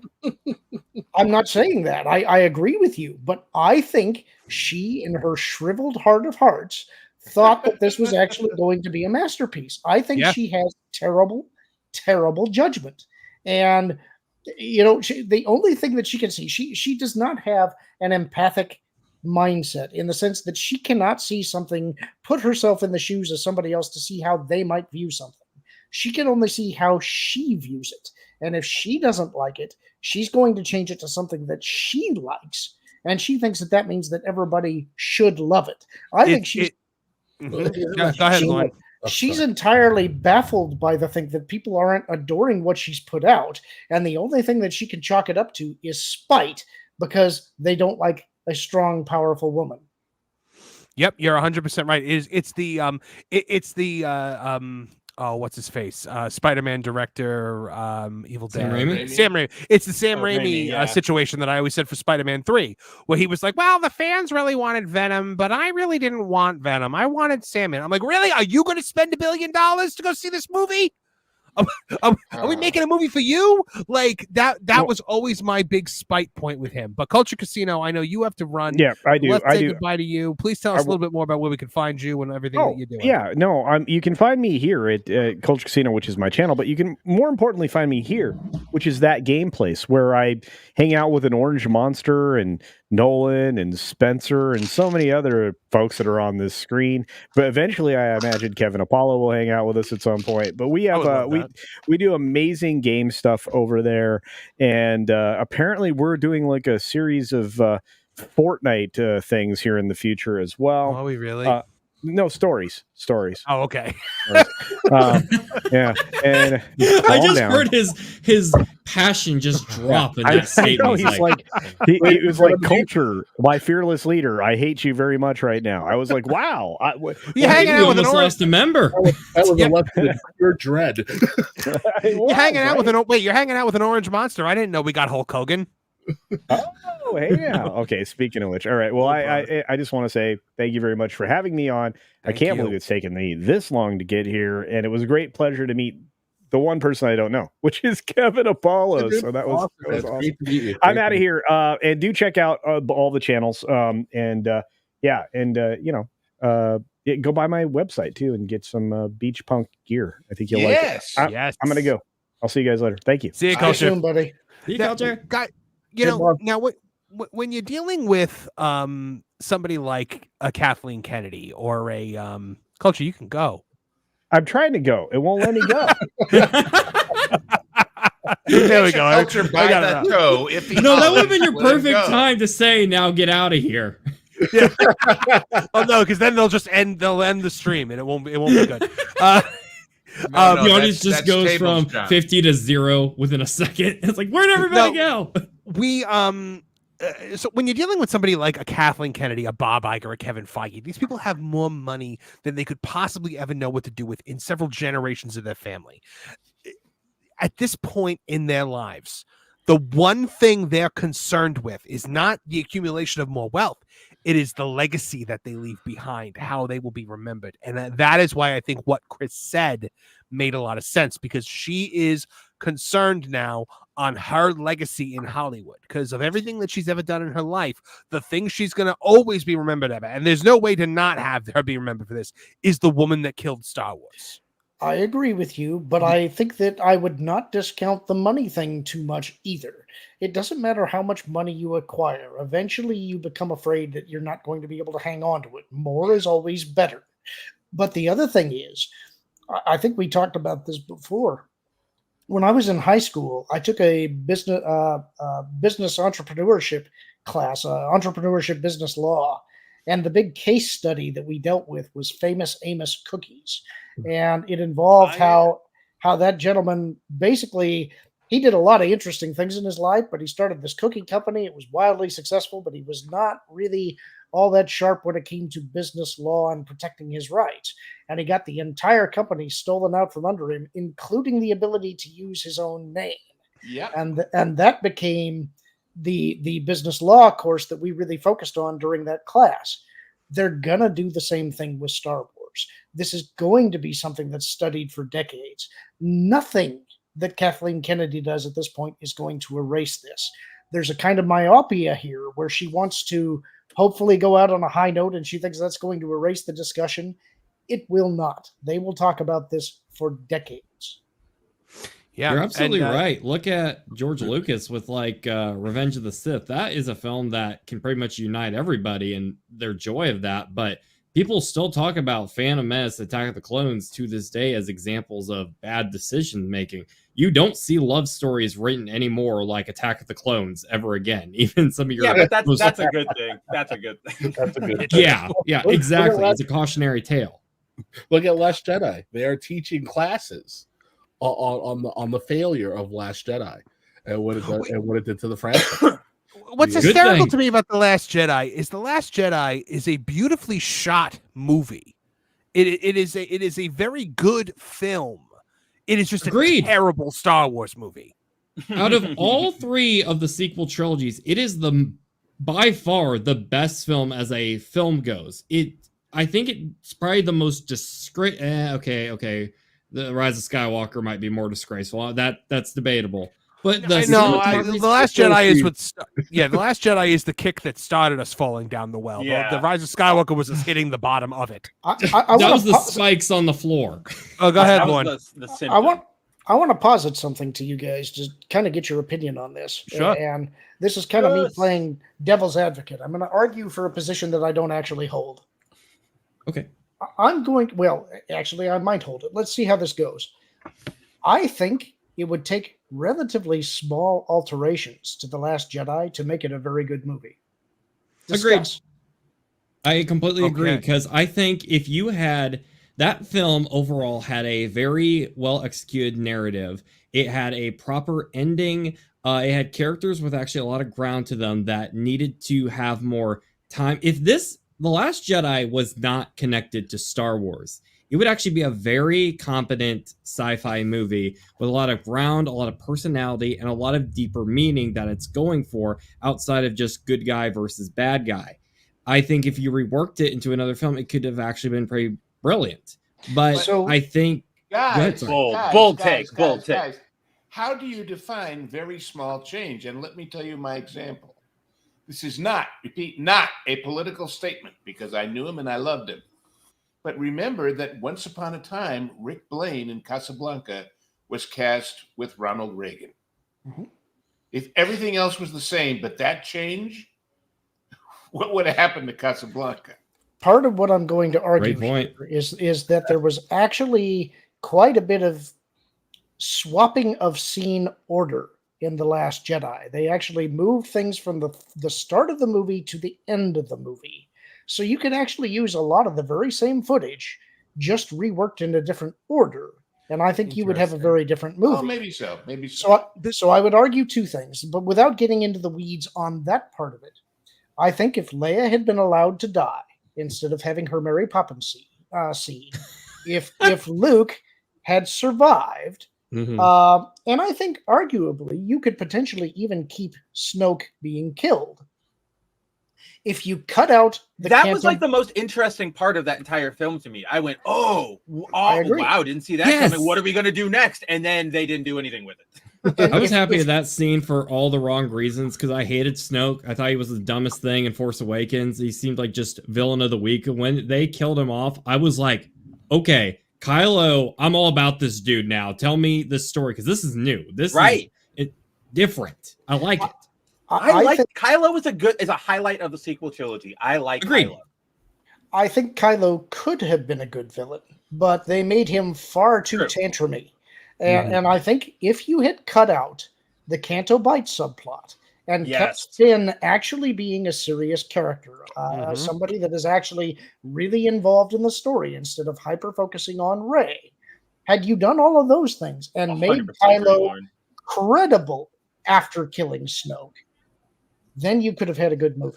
And I think so for me, it all boils down to the fate of Luke Skywalker. If he had actually shown up in person, in the flesh, at the end of that movie, and had a full-blown fight scene with Kylo Ren and showed us what a Jedi Master is, instead of just the Force projection, then I would have liked. Then I think I would have liked it more. I don't remember all of the details. It's been many years now, but there was a very good thread in Reddit long ago that was talking about how these scenes got reordered. And what I'm about to tell you, I believe is true. And it is that scene at the end with Crate and Luke coming back and all of that stuff, that wasn't the end of the movie. That was the beginning of the movie. All of that stuff happened in the very beginning, and Luke wasn't there.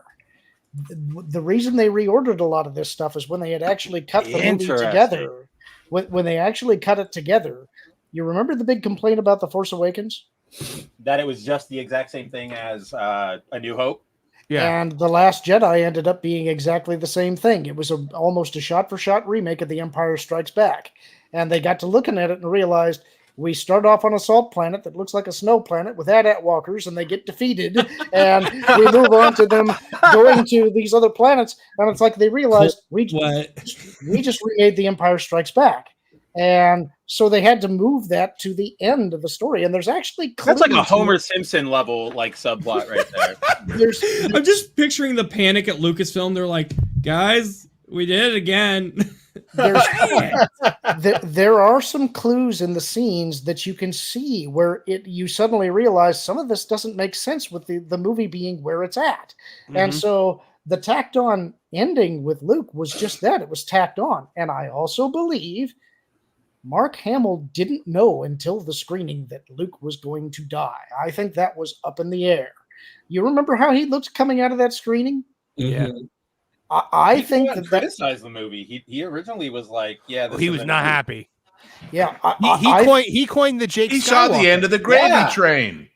I think that was literally a last-minute decision. I think that right up until the release, they were trying to decide because remember, Carrie died, and I think that must have led to a lot of serious concern inside. What do we do now?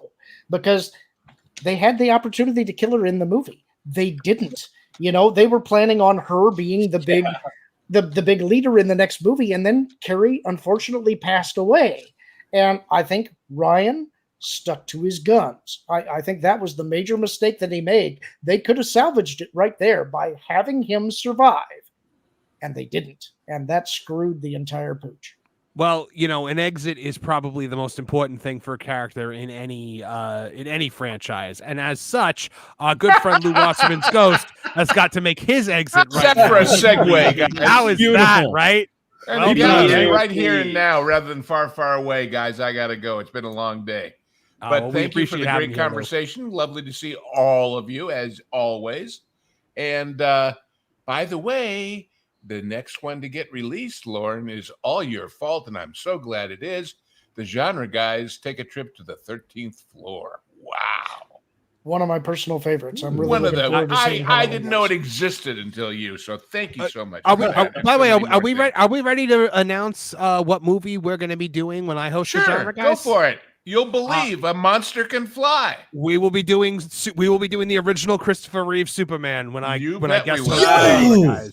Yes, I'm very Yeah. excited. Now we're Yeah. cooking. Nice. And this was not my idea. Lou came to me with that one, and he was like, "We want to do Superman." And Well, I was I like, came to you on twist behalf my of arm, Lauren why and don't you? Tables and everybody. So. Well, you're just a sucker for a guy in a red and blue suit. That's all. This in is the true. cape. But This is true. anyway, guys, have a continuing wonderful discussion. It was great to be here.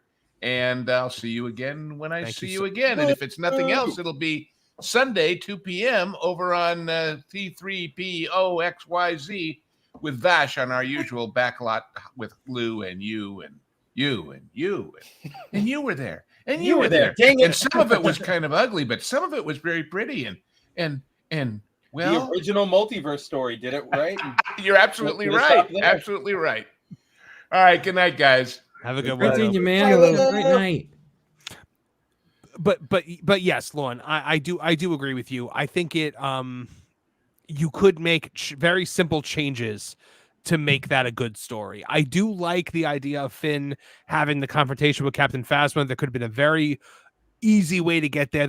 My big thing with the Canto Bight storyline is it ultimately adds nothing to the plot. Yeah. It has no No, I- significance. No point. But the whole point of it was to sideline Finn. Now, my Yeah. take on things is that Finn was the actual natural protagonist because yeah. you have him being the indoctrinated child soldier who has been Yes. under the thumb of an evil regime for his entire life, who rejects that, throws it away, and chooses a new destiny for himself.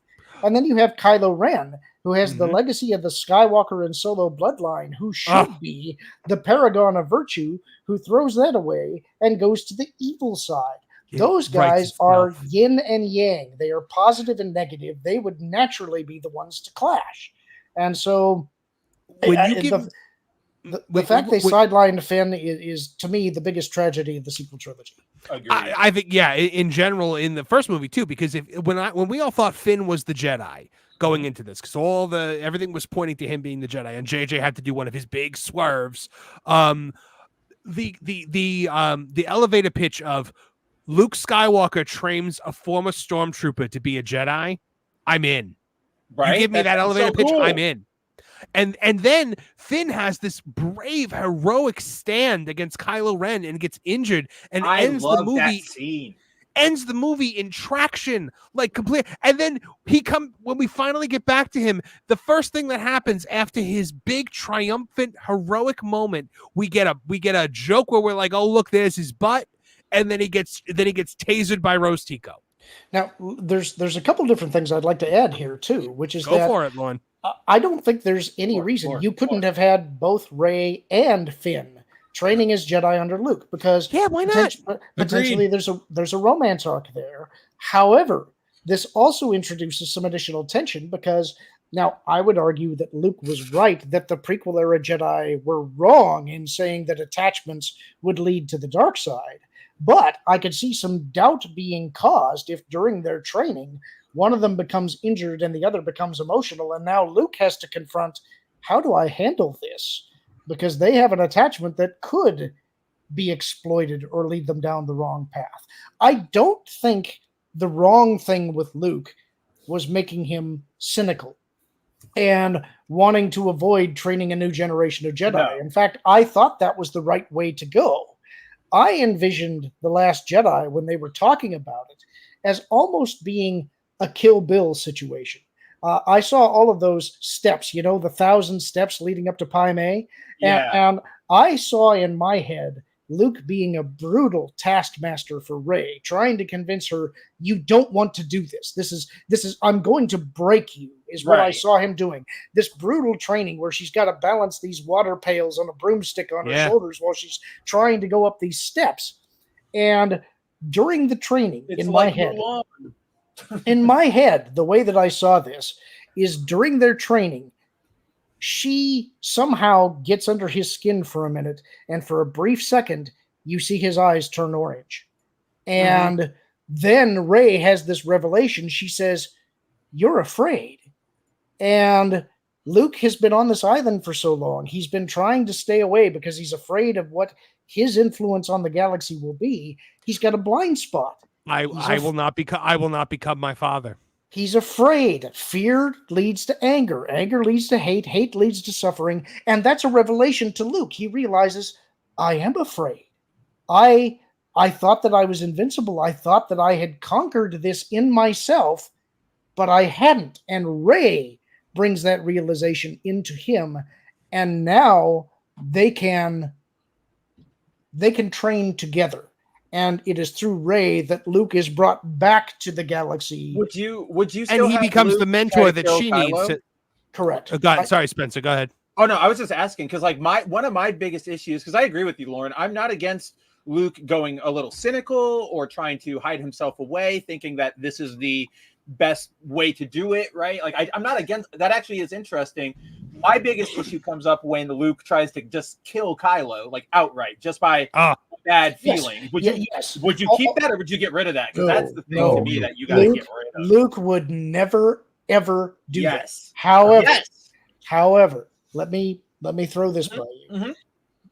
For a time, because I said I was going to do this when they announced that they were going to do another Rey movie, I got really angry and I said I'm going to write a script for how I would fix Star Wars. And what I was going to try to do was allow the sequel trilogy to exist in such a way that the stories did happen, and those people that liked them would still have them, but that they would ultimately be retconned. And this would involve the world between worlds. But the hook to the thing, play with the hand you're dealt. the hook to the thing was this mysterious assassin character who is sort of stalking and trying to eventually team up with Rey. And it was going to involve the fact that Rey, as she existed, was not supposed to exist. And because destiny had already been altered in the world between worlds, it led to the splinter timeline where things went awry, and it led to the Emperor coming back and all of this. And so what this character was trying to do, what the character was trying to do was get Rey back to the world between worlds to alter that life-changing event so the timeline could go the way that it was supposed to go. Ultimately, this assassin character was Mara Jade. And the idea was that what Luke actually saw when he saw Kylo's thoughts was he believed that he saw Kylo being responsible for Mara's death. And that's what pushed him over the edge. That's a cool idea. I like that, yes. And afterwards, he believes that Mara was killed. She actually was not, but that's what he believes, and he goes off. And the idea was that he believes that his hopes for a future are now gone. And now he understands why attachment can be so devastating for a Jedi. And that's why he wants to get away from the Jedi thing, is because he understands with this level of power that he has at his disposal, look how dark he went when he lost his wife. And so that was kind of a direct. That's brilliant. I like that. So my idea for it had always been, and Kevin and I talked about this a lot over the years, is Rebels, the finale of Rebels in essence could have been the thing that retconned the sequel trilogy, because if Darth Vader kills Ahsoka Tano, then the Emperor gets Grogu, and now we have resurrected Palpatine. But when Ezra reaches out and pulls her back into the world between worlds and puts her back in play, now suddenly the Empire never gets Grogu, Palpatine never comes back, the First Order never happens, the sequel trilogy never happens. And that was the precipitating event in my story. The idea was that, you remember, the Emperor nearly got into the world between worlds. He was pushing his way in while Finn was there. And in fact, he retrieved the gateway and rebuilt it specifically to try and get Ezra to give in. And so that was the impetus. My idea was that when Vader casts him down into the reactor shaft of the second Death Star, there's that burst of energy. And in the story, that was the thing that was not supposed to happen. It was not his body exploding. It was him transiting to the world between worlds. And he was badly burned. He was nearly dead. But there were people waiting there for him, including Mara Jade, who had not met Luke Skywalker yet. And she was responsible for keeping him alive. Right. So that was kind of the plot line that I was going with. I love that. So Jackie Boy checking in for £5 sterling says, I have a plan. Buy tickets for the Ray movie and just don't go. On paper, it's a success and Kathleen leaves. It's a win-win. I would be willing to buy a phantom ticket to a movie that several times over if it meant that she left. The phantom ticket. I was saying, we can have this wonderful discussion as fans, because as fans, we have a deeper and more thorough understanding of how the world works and the people who are pumping out these movies. There's care and reverence for what happens to these characters that just doesn't exist.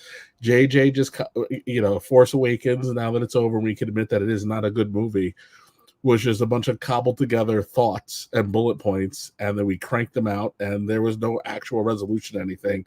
It was just, make it bigger. We have a Death Star that can blow up many planets. We need Luke's old lightsaber back, but we're not going to tell you how he got it. We have a Lady Yoda, but she's going to serve no purpose later.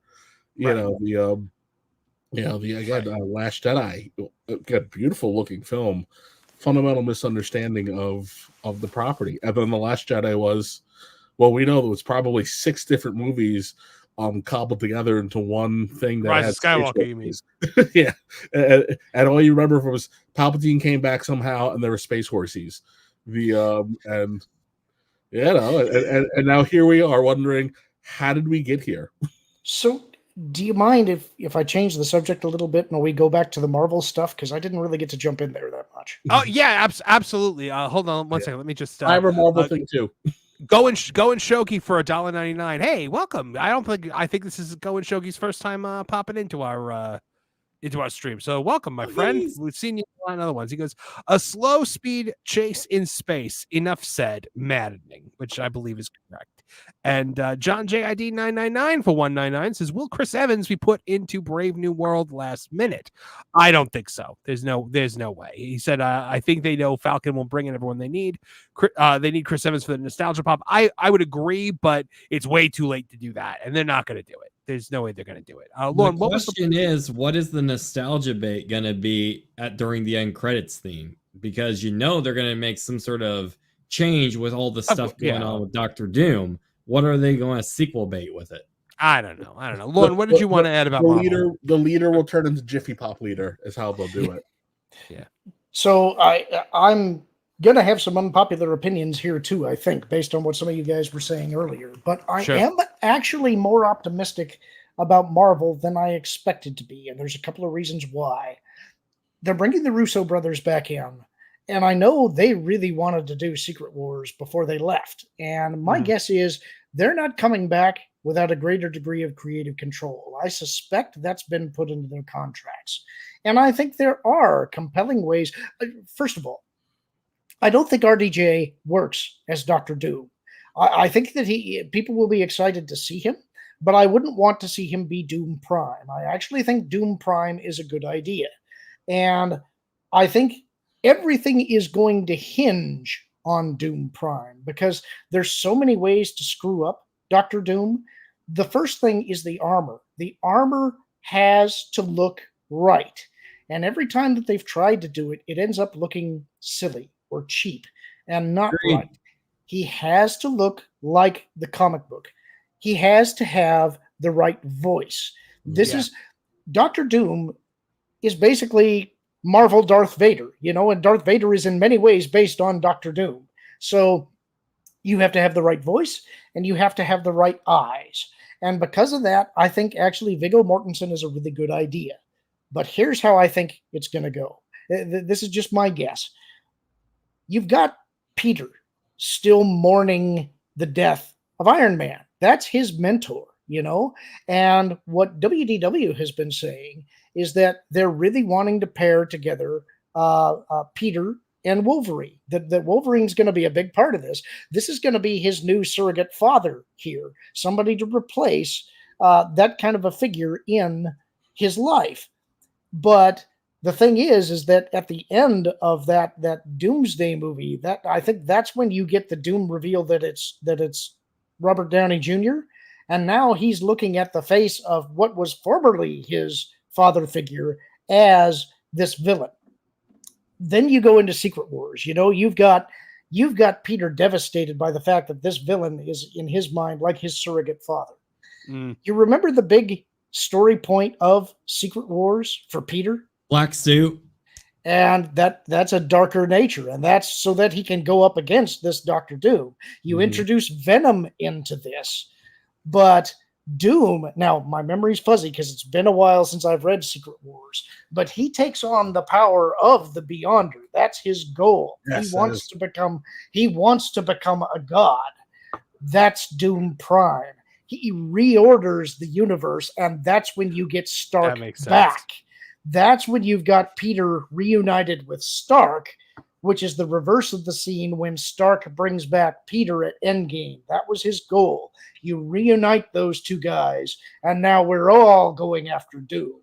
That's how I think they handle that switch off. It's all you see it through Peter's eyes. Yeah, and I think Peter is going to be, from what I'm hearing, the rumors are that like the Avengers team for Kang was originally supposed to be like Tom Holland, Andrew Garfield, Tobey Maguire, Hugh Jackman, and like a couple of other characters. They were going to do like a multiversal Avengers, which I mean would just be tremendous. But the I 100% agree with you there, Lauren. I think that's it.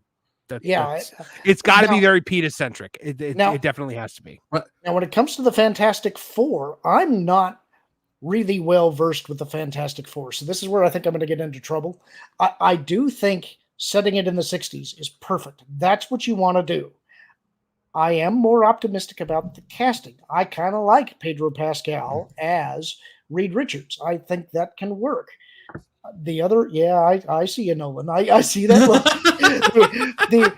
the other thing that I think I'm going to get in trouble on here is I actually like the Ultimate Fantastic Four too. I kind of like the Goat Doom.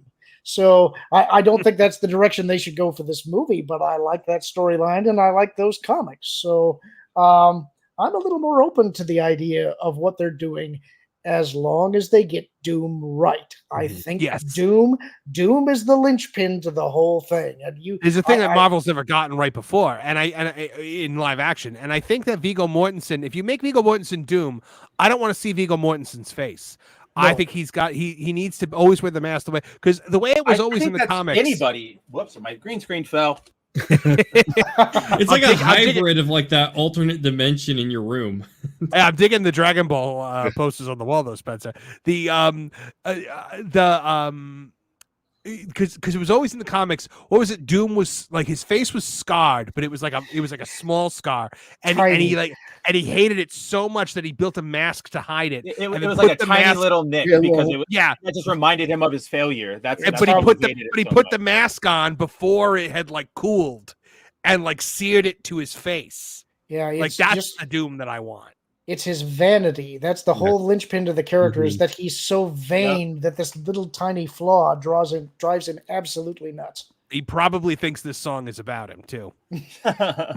See, but I think that's the only way we can do Doom, no matter what, whether it's RDJ, whether it's Viggo, whether it's freaking Jennifer Lawrence, whatever at this point, right? Like no face. Don't show the face unless it's like a flat, like the pre-flashback or whatever. Yeah. That's fine.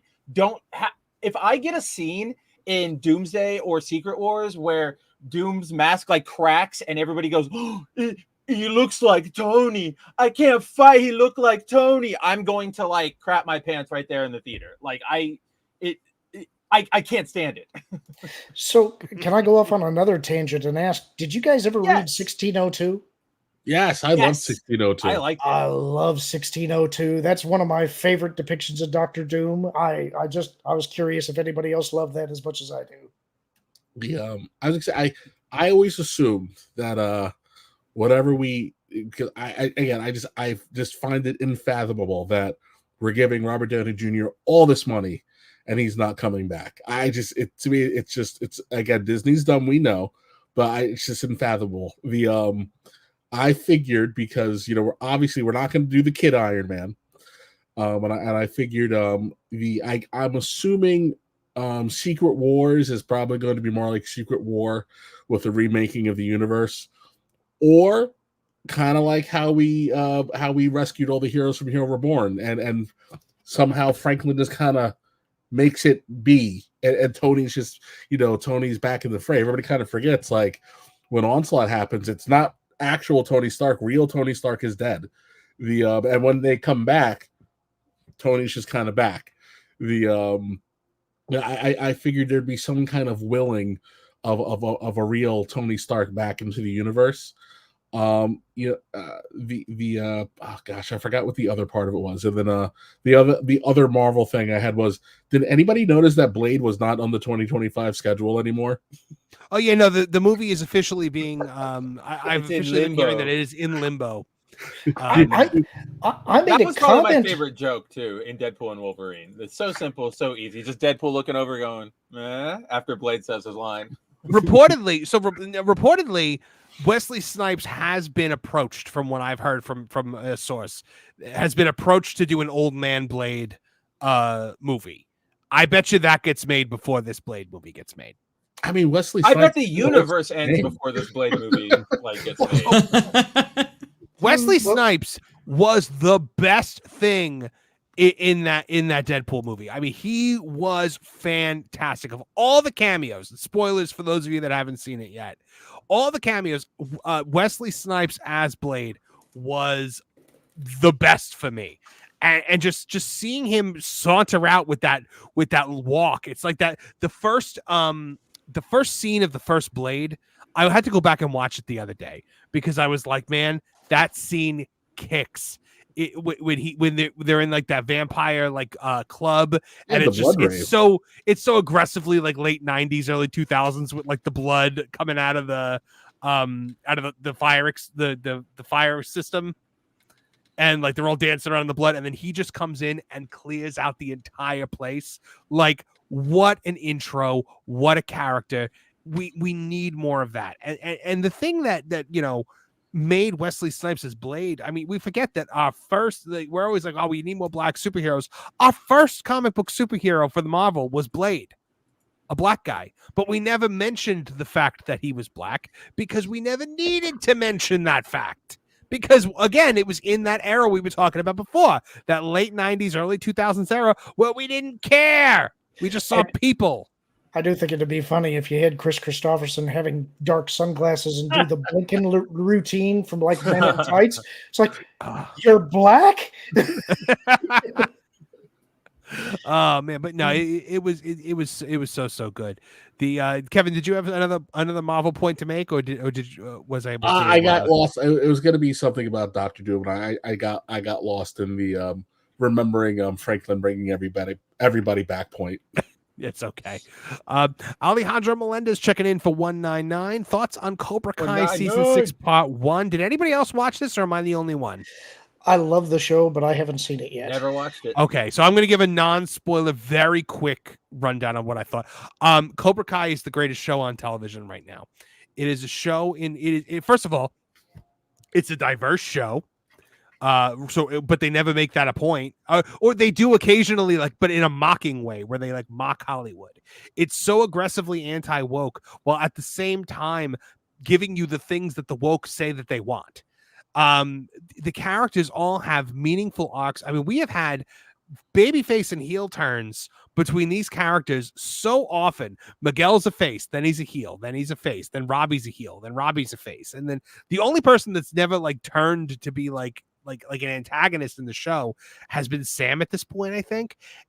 And this season is just kind of a love letter to all of that. It kind of subverts your expectations at points. It takes some of the characters that we met for the first time in the last 2 seasons and makes them a little bit more important. And it plays with your emotions a lot. Like, yes, there's some very melodramatic John Kreese moments, but I mean, they work. That's kind of what makes this show. It's like, what I think is funny about this is when you stop and think about Cobra Kai for even just 2 minutes, The entire premise is ridiculous that these 50, 60, 70-year-old people are still holding on to this grudge 40 years later and having these giant teenage drama moments. But it's fun. When you take so fun. I mean, it's like what's his name? Why can't I think of his name? The guy who was like worse than Kreese with the ponytail. Oh, Terry Silver. Terry Silver. Yeah, there you go. It was the dumbest Karate Kid movie that there was. Oh, I know. But they bring him into Cobra Kai, and it's like, I love to hate this guy. And they actually made it at least, yes, it's silly. Yes, it's melodramatic. But it's fun. I love the explanation they gave where he was like, man, I was on so much coke in the 80s that like I spent like 6 months of my life trying to destroy a 17-year-old. And Like, when you actually go with his backstory with Kreese too, and what they went through and how all that fascinating. It's like, yes, none of this works in your head if you're trying to think of these people as rational human beings who are adults. But if you're just going for entertainment, my God, is it good.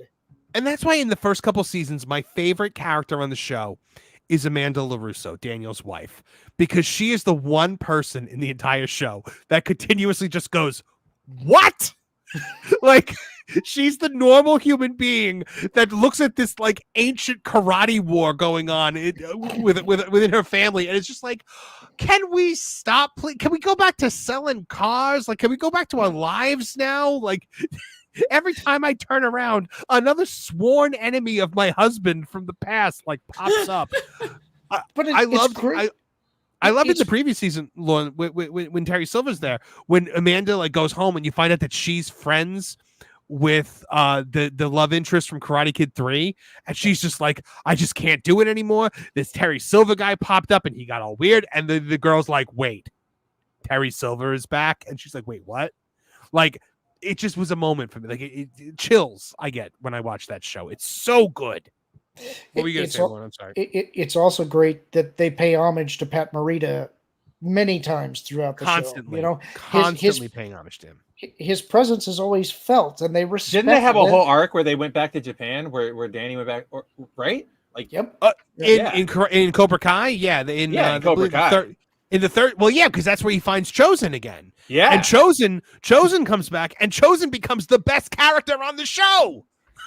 Like, when Chosen fights Terry Silver in the last season, when they fight in the pool, like with the weapons, and he's like, I am not afraid to kill, and Terry Silver's like, well, I'm not afraid to die. I'm like, I can't believe this is over a karate school. Like, they're literally fighting to the death. The episode where Chosen starts training the kids and he like basically hunts them. Like, he just sets them free in the backyard and he's like throwing knives at them and stuff. Like, it's really, really good. And who doesn't get a rush in that one scene where Johnny Lawrence, Chosen, and Mike Barnes burst into Terry Silver's house? The three villains of Karate Kid abandon Daniel LaRusso on the side of a road, drunk, and run off to punch Terry Silver in the mouth. I will say this season is a little justice for Mike Barnes because he did kind of get the brush off in the last season. They bring him back in season 6 in a big way, and he's excellent in it. He's excellent in it. That's good to hear. I'm glad they do that, because when they go and they're ready to attack him in the furniture store, you know, and he's just this dude living his life. Yep. He hasn't thought about karate in 20 years. Like, yeah, it's great. I agree with you. I think that it's probably the best TV entertainment that I've seen in the last 10 years or so. It's fantastic. Now, if I may have a moment, guys, where I can kind of gloat a bit, I think I have to, because look, go for it. On this channel, I hate many people. Okay, there are many people in Hollywood that I hate. There is one that I hate above all else. One man who just has the full fires of my rage whenever he says or does anything. And when bad things happen to this man, well, that's just Christmas for me. And report! Zack Snyder's Army of the Dead franchise scrapped at Netflix. Yeah, why? Eat that, you hack! That's what you get. Oh, I hate him so much. I hate those flames on the side of my face. Go Right, ahead, make Nolan. a custom Lana Lang angry on Marvin puppet. Smallville? Do I hate him? What? Do you hate Zack Snyder more than Lana Lang Yes. on Smallville? Oh, Yes, God. I hate Zack Snyder more than any human being on the planet. Like I will never forgive him for what he did. For You what he got did to DC. You got so angry you were mimicking Mrs. White from Clue. That's going. Yes, I was. I'm glad somebody got that reference. But yes, so a report claims that Zack Snyder's horrible Army of the Dead franchise. I'm adding my own editorializing in here to John Trent's article. Has been scrapped at Netflix following the director's lackluster Rebel Moon films, which to call them lackluster is Very generous. It is very clear. Zack Snyder went in. He pitched a Star Wars film to Kathleen Kennedy. She said no for some reason. Thank God, because that would have been the marriage from hell for me. And then he went and made it for Netflix, and it's so terrible. I haven't watched the whole thing. I've just seen snippets. I will be watching the director's cut when it comes out. It's because like 240 minutes long. I know, and that's why I waited, because Good I was like, I'm Lord. going to have to review one of them. And I'm going to do the director's cut because You're not doing it twice. that's the thing. It was the Phyllis and Angela moment from The Office where she was like, I can do this or I can do this. Oh, It's yeah. not fair to ask me to do both. These movies are reportedly the worst of the worst. They're just so bad. When I watched like Nerdrotic and The Drinker like rip them to shreds, I had such like, it just felt amazing for me. But back in January 2021, James Hibbett at Entertainment Weekly reported that alongside Army of the Dead, Netflix had also invested in a 4-hour animated television series set in the franchise. He also detailed that the series was expected to dive into the plague's origin, which is another genre departure for the project, as most zombie movies and TV shows tend to either keep the origin of the outbreak frustratingly vague, like The Walking Dead, or devote only a single scene to it, like 28 Days Later. I've done a very deep dive with the why of the zombie plague and where it starts, Snyder explained, because he's an edgelord. Suffice to say that it does come from Area 51. That's the film's opening scene, and then the whole cast is in the animated series, along with Christian Slater as the bad guy. We really do a super deep dive on where this like zombie plague came from. Shut up. Hold on. No one cares. I thought it was pretty clear where it came from in the beginning of the bloody movie. You see a spaceship leave Area 51. And then the alien bites people. Kevin, this is a man who thought that we needed to see a woman weirdly sniff Aquaman's sweater and then sing while he swam away. He's not one for trusting his audience to get anything. Oh my goodness. Here we go. Boris Kidd. Go ahead. I just don't get it. I was just going to say that wasn't a spaceship, Kevin. That was swamp gas. It was a weather Boris balloon. Kidd, at the Hollywood Reporter noted in July 2021, the franchise had expanded to a sequel as well as the animated series and the Army of Thieves prequel. On the docket is a sequel he is developing with the first movie's co-writer Shay Hatton, something he would tackle after Rebel Moon. That's adorable.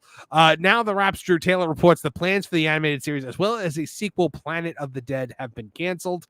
He detailed the animated series was quietly canceled along with plans for subsequent films. While it appears the franchise has been scrapped, Snyder's wife Deborah attempted to spin a positive, noting that Six Flags theme parks will have an Army of the Dead theme during Halloween. She said it's going to be a really cool experience. I'm sure it will. This report comes in the wake of Rebel Moon Part 1, director's cut, failing to break into Netflix's top 10 movies the week it released. The film arrived on Netflix on August 2nd and was unable to surpass 3.6 million views, which was how many views 10th ranked The Marksman for the week of July 29th to August 4th. The original release of Rebel Moon back in December 2023 topped Netflix's English language films for the week it debuted, with 54.1 million hours viewed and 23.9 million views. In its second week, total hours viewed and views increased to 77 million hours and 34 million. It's a 42.3% increase in the total hours viewed. However, by the time Rebel Moon Part 2, The Scar Giver, edgelord, debuted in April, it only brought in 44.2 million hour views and 21.4 million views. In the second week, viewership fell to 38.8 million hours and 11.8 million views. It's a decline of 12.2% in total hours watched and 12.1% in total views. So, major failure. Zack Snyder has majorly failed in his zombie thing. And, before I get into more of this, I do see our good friend Lorne Connor has to run. Lorne, anything you want to say about Zack Snyder? You know, I'm not a fan of his either. The only project that I did like that he did was Watchmen. I think I'm the one guy who liked Watchmen. That was it was the thing for it was the project for him. I will say the rest of the stuff I've never really been a fan of his. I think when I've seen him deal with people, I think he's a nice enough guy, but he's the classic misunderstood artist. He's always misunderstood, and I don't think that's going to change anytime soon. Lauren, tell the folks more about where they can find you and what you're up to. You can find me at that Park Place. I appear on WDW Pro's channel quite often. You can find me at Lauren Connor on Twitter or at Lauren Connor 9030 on YouTube. Awesome. And that's where they can find your audiobook reading of Heir to the Empire and Darth Plagueis. Yep. I got the Thrawn trilogy up there, the Hand of Thrawn duology, and going through Darth Plagueis right now. Awesome. Thank you, my friend. friend. If you listen to Lauren, you don't give Disney money. Look at that. Everybody That's wins. very true. That's very true. My friend, thank you for joining us. I am always honored and humbled that you choose to give us any of your time. Thank you so much. Had a blast, guys. Have a good week. See you soon. Have a good one. All right, so Zack Snyder is a putrid hack. Let's keep going on this. He just everything he says, everything he does is just the antithesis of what I like in this world. When he's like, superheroes killing people, you gotta stop defending your god, man. I'm so far down the road on that. Alejandro, I'm choking on my hatred.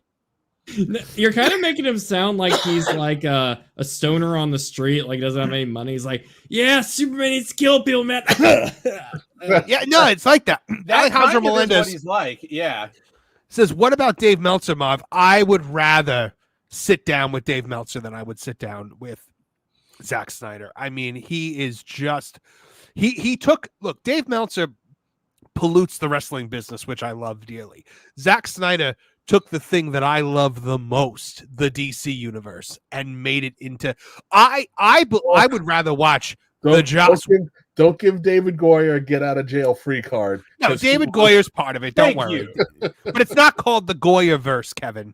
People, obnoxious pinheads aren't sitting around going hashtag restore the Goyer-verse. By the way, but they are doing hashtag release the Ayer cut, which guys like it's not going to help that movie. I'm sorry. It's not going to help at all. It's so funny. I like David Ayer as a director. And when me too. I love End of Watch. That's such End of Watch is one of my favorite movies. And when I watch the Suicide Squad, I have a feeling what he wanted to do, just knowing how he makes movies. But I made a point to say this a couple days ago. People crap on that movie, but that movie made a poop ton of money. Made a poop ton of money without China. A poop ton of money without China. Resonated with the wrong demo. Critics hated, but resonated with the wrong demo apparently, and I likened it to rock and roll versus liking hip hop. And then it sold a ton of it made a killing with the soundtrack. So the merch, the merch moved. Yeah. So it was the first one or the second one? The first one. I detest the second one. So it had everything going for it that BVS did not. It just had the stink of BVS weighing it down. That said, bro, give it up. It's been like almost a decade. Nobody wants it. I get guys, it. You're pissed you didn't get your Gotham City Sirens movie, which to this day I still say if they had just done that, we would probably still be talking about how awesome that movie was versus getting. I kind of agree. Yeah. I feel like they would have ruined it. They just haven't had a good track record these days. Like I feel like could be $1 billion movie, but I just don't trust anybody in Hollywood to do it justice these days. All right, guys. Talking about David Ayer and the squad is all well and good. We're getting away from the topic here. Zack Snyder sucks, and he got something taken away from him, and I need to do my victory lap. Look, run it back. Run around. I believe that the Joss Whedon version of Justice League is infinitely superior to the direct that he put out as his director's cut. infinitely superior, based solely on the fact that he got Superman right. That Superman, like, facial mustache CGI notwithstanding. When he's talking to the kids in the beginning, I'm like, oh, look, it's Superman. When he shows up at the end and he's like, I believe in truth, but I'm also a big fan of justice. I'm like, oh, that's Superman. When Henry Cavill drops in and he looks at Batman and he goes, how can I help? Instead of just sneering while pummeling a downed foe into oblivion. I'm like, oh, look, that's Superman. So, I think that the Snyder Cut, I have watched it one time in my life. The only time I will ever watch it again is if somebody's willing to give me a whole lot of money for a reaction. That was the first time I've ever had to like pause a movie and come back to it because I just couldn't take like what I was watching. I was just like, this is so boring. This is so visually. Yeah, exactly. That too. I was just like, I don't need to watch this right now. I'm gonna go to bed. I actually watched it in episode chunks. I'm like, you know what? I get it. By the title cards, yeah. Yeah. I was like, okay, time out. I'm gonna go do something else. Please tell me you did like the epic like TNG recap every time you came back. They're like, and now the conclusion. Yeah, but so for me, it was I despise the entire thing. The only thing I liked was the music, like the Superman when Superman is fighting Steppenwolf for like that brief second that he does. The music is fantastic. It's like just everything else. I like that Superman brief part of the not... soundtrack where you actually get the Danny Elfman Batman theme for like 2 seconds. Well, yeah, that's in the Joss Whedon version. You get the Danny Elfman Batman theme, and you get the John Williams Superman theme in those, and that was cool too. But Superman does not smirk cruelly at his at a foe. While at the end, when they just group murder Steppenwolf, like here's how that actually ends. The portal opens. We know we're about to close it. Superman has Steppenwolf alive, throws him down between him and Darkseid and goes, I think this belongs to you. Darkseid then executes Steppenwolf himself with the Omega beams. And as the portal closes, and as the portal closes, you have the stare down between Superman and Darkseid to be like, this world is defended, but I'm coming for it. And you have that established. But we were never going to get that. We were going to get some stupid, ridiculous, moron nonsense with Superman turning evil because Edgelord. Oh, God, I hate him so much. And the people that I can't stand more than anybody else are the Restore the Snyderverse people, because I'm like, you know what? If there were as many of you as you think there are, if you had all actually gone to the movies and watched these films, there'd still be a Snyderverse. No, the people I will raise you one, Marvin, because while the Restore the Snyderverse people are annoying, there is a subset within them that is even more annoying than I think every other like member of that group, which are the what is the hashtag Zack Snyder's Justice League to Netflix or whatever. Those people, the people who do not understand how rights or movies or anything works in this world and really think that Warner Brothers is going to say, yeah, go make an entire cinematic universe on net. Like, it's the stupidest, and like, it's so stupid, but people still bring it up every month, every week, every day. It's so and I'm dumb. just like, what is wrong with you? And it's, if I could take a minute here, it's because of the Snyderverse that people don't care as much about Batman anymore. You had legendary filmmakers like Tim Burton and Christopher Nolan making the pedigree that is having a chance to do Batman. And now we have Matt Reeves' Batman, where people barely even talk about it anymore because of Zack Snyder's take on Batman. Because Zack Snyder, go ahead. He gave us a new Batman. He gave us a Batman that I thought was going to be fantastic. I do think Batfleck with a good script would be fantastic. I liked his little scene. I liked his scenes in The Flash, for instance. It was the only thing about The Flash that I liked. It was Batman stuff. But when you are telling a Batman story, The Dark Knight Returns is a wonderful story, but edgelords need to let go of it. It's the last Batman story. It cannot be your first Batman story. I'm sorry. Is the single most destructive outside of comic book property ever. It is all people want to see. I'm like, no, you don't understand. One, it's not the 80s anymore. This was a very special moment in history where we had to tell a very specific story, that served a very specific purpose and had a lot to do with social commentary. Can we just like effing stop, please? I don't want to hear. I don't want to hear the words "Dark Knight Returns" in a sentence anymore. You don't get you don't get the actual like gravity and actual story of the Dark Knight Returns without without Batman having a history. You don't start there. You have to build to it because it's him coming back and going, I can finish. Essentially, for my Halo fans out there, I'm finishing this fight. Like that's exactly what the Dark Knight Returns is. Not I'm starting this fight and I'm just going to beat everybody up. No, but you know what the other story is that you can't just hot shot, that you have to like build to? The death of Superman, the other thing that he did in that movie. Yes. Yes. No, 100% agree. You have to blame Roman on that. I guess we had to drop that load because they've been holding on to it for 2 decades, and it's like why, guys? Why? And then why would you be so?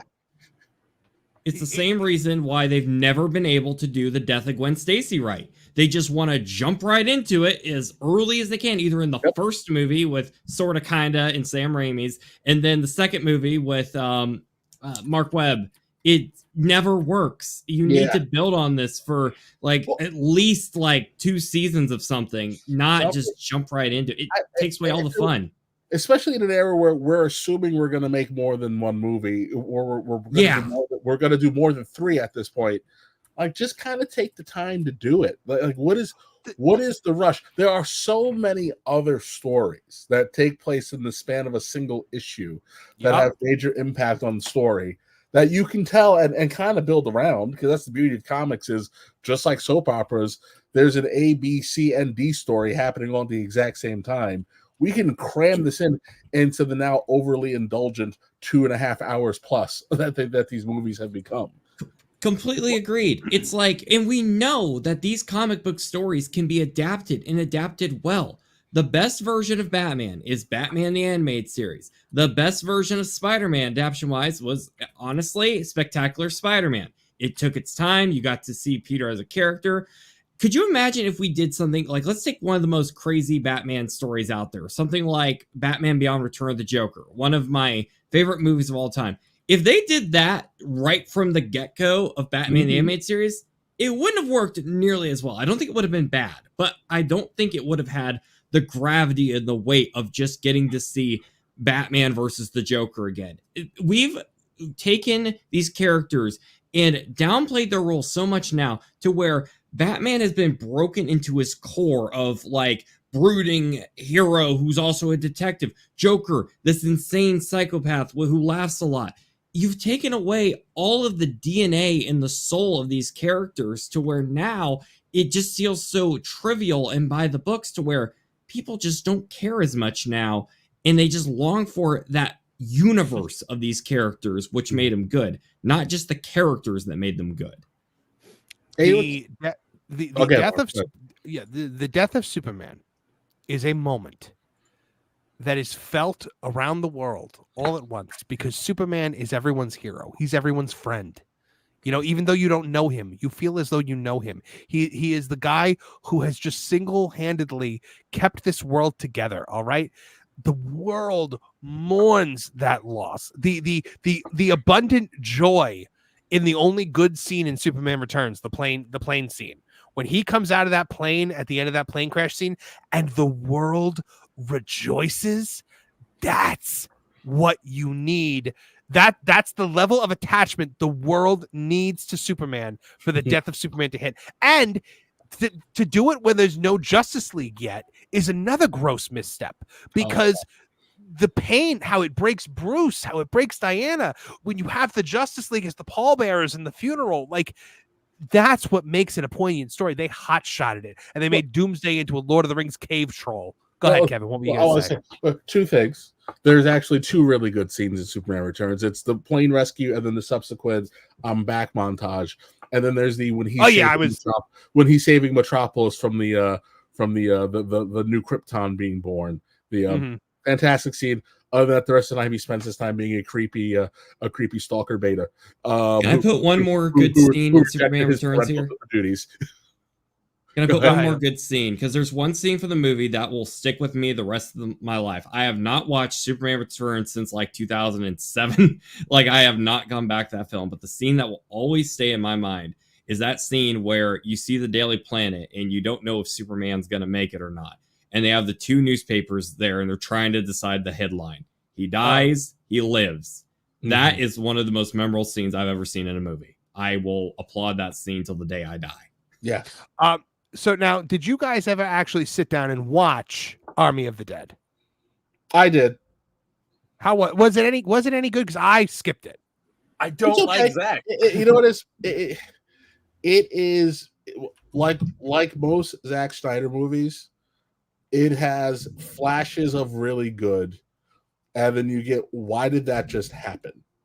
So as we're so past the point of spoilers, like the movie ends, like there's the guy who was supposed to be Green Lantern, if Schneider had gotten his way. I can't remember the black dude's name.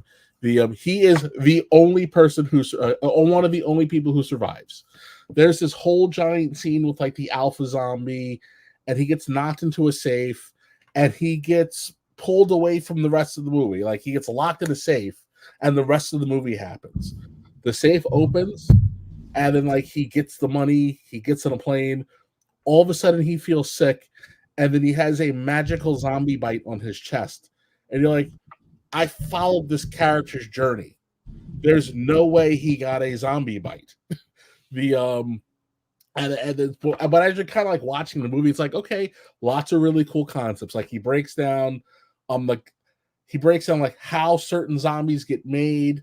And like, there's rules. Like, there's if the alpha zombie bites you, you're going to turn into this kind of zombie. If a zombie bites you, you're going to turn into one of these two. You're going to be a zombie who roams around, or you're going to be like a corpse that won't die.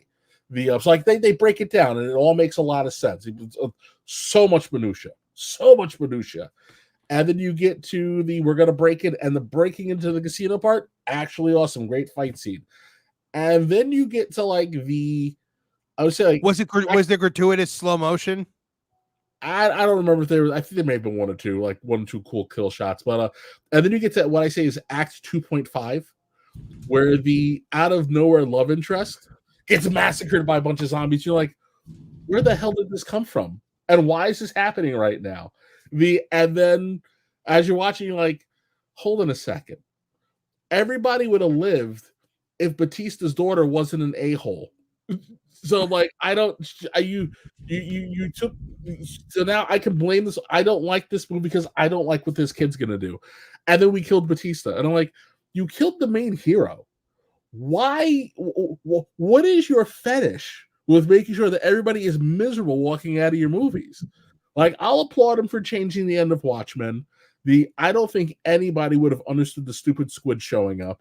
300, I don't care what anybody says, 300 is a masterpiece that had cultural impact, especially if you worked in the fitness industry. The people were losing their damn minds. I didn't go to a single meeting where someone wasn't yelling Spartans. And it was it gave us some of the greatest internet memes of this generation. Yes. But those are the things he should be doing. Watch, like, adapting somebody else's work is fine. To do a stylized version of somebody else, like Watchmen is basically like word for word in the script. Like, the majority of it is the same. It's when he tries to do his original, like when he tries to make original stories, that's where he is just completely inept. He can't get to the point, and he can't give you a happy end. Again, I love Sucker Punch, but Sucker Punch is heartbreaking for the sake of being heartbreaking. It's like awesome visuals, awesome story, but like, why was I not rewarded for watching this 57-hour movie? Right. Spencer, what you had smoke coming out of your ears. I was just going to say, so on this topic, I'm glad you brought it up, because Marvin, I don't know, I think I may have said this on a pro show or a TPP show at some point, but my take on Zack Snyder is that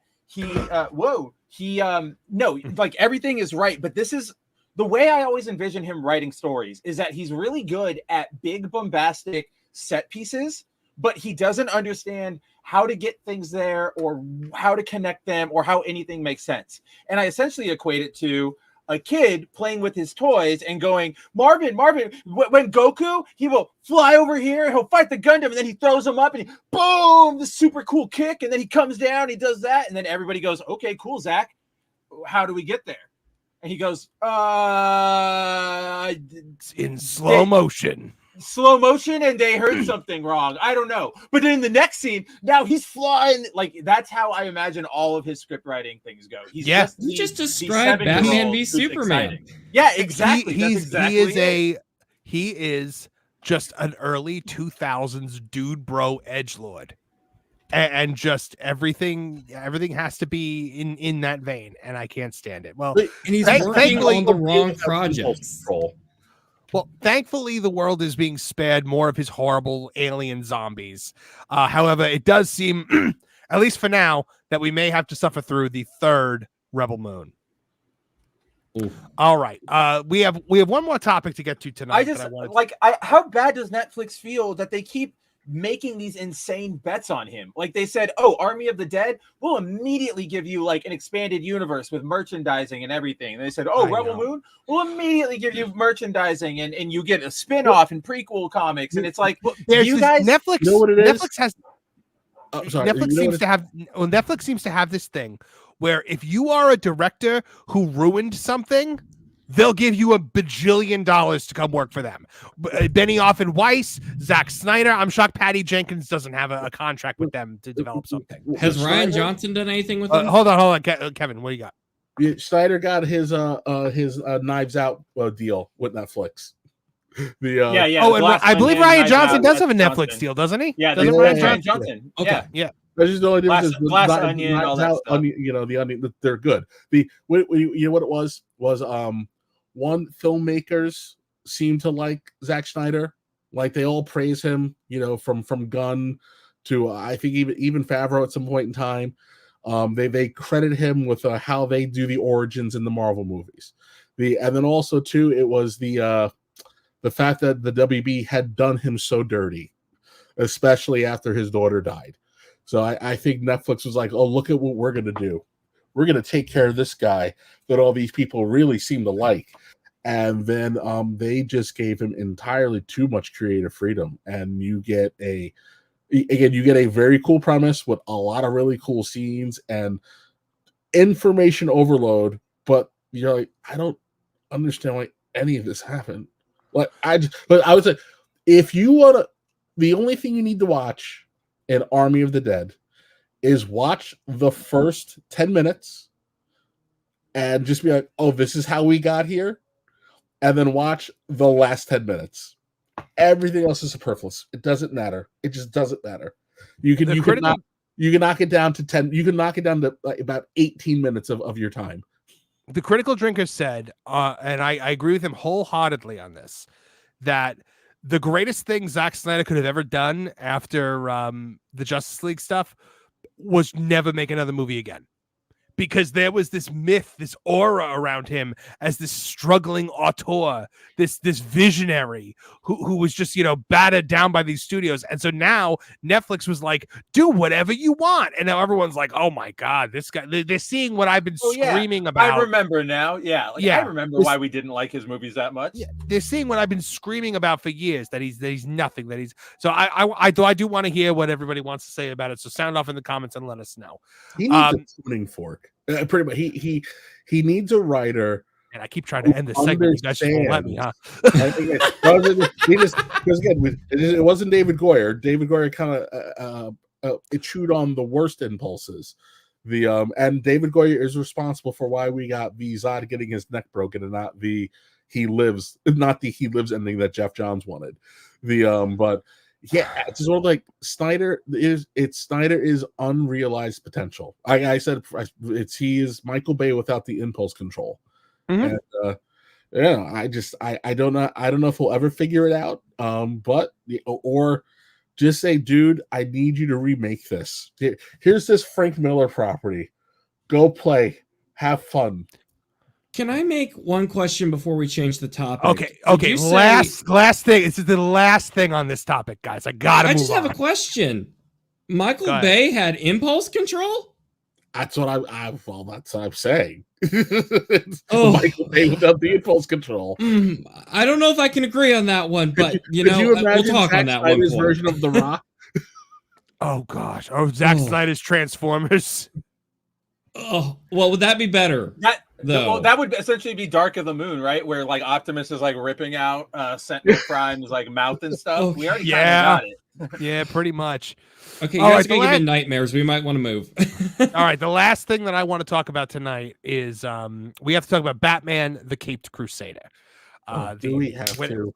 What everyone has been talking about is like, oh, it's the okay. Well, let me get the intro out first, Nolan. I have to chop these up into different videos. Sorry, everybody is okay.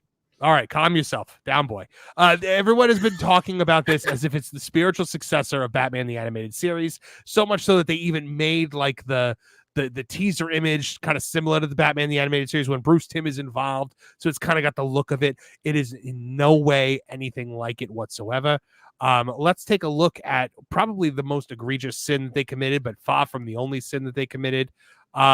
Mini Driver attempts to explain why Prime Video gender swap Penguin for Batman Caped Crusader. So not only do we get a gender swapped version of the Penguin, voiced by Mini Driver, her name is Oswalda Cobblepot.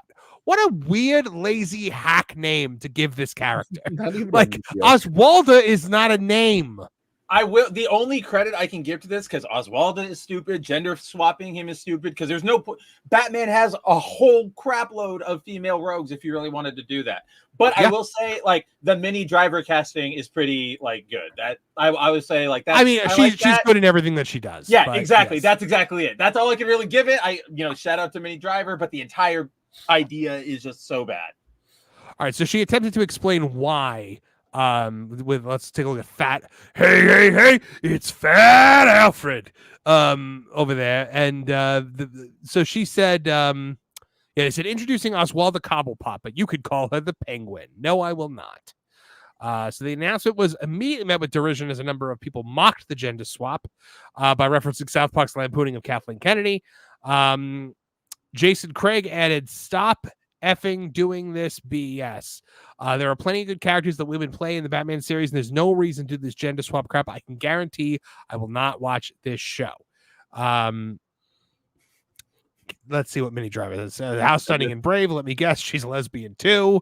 Going the Disney route. So yeah, everybody was piling on this. So Mini Driver attempted to address it and explain it, speaking to Variety. She said, "Here's the thing.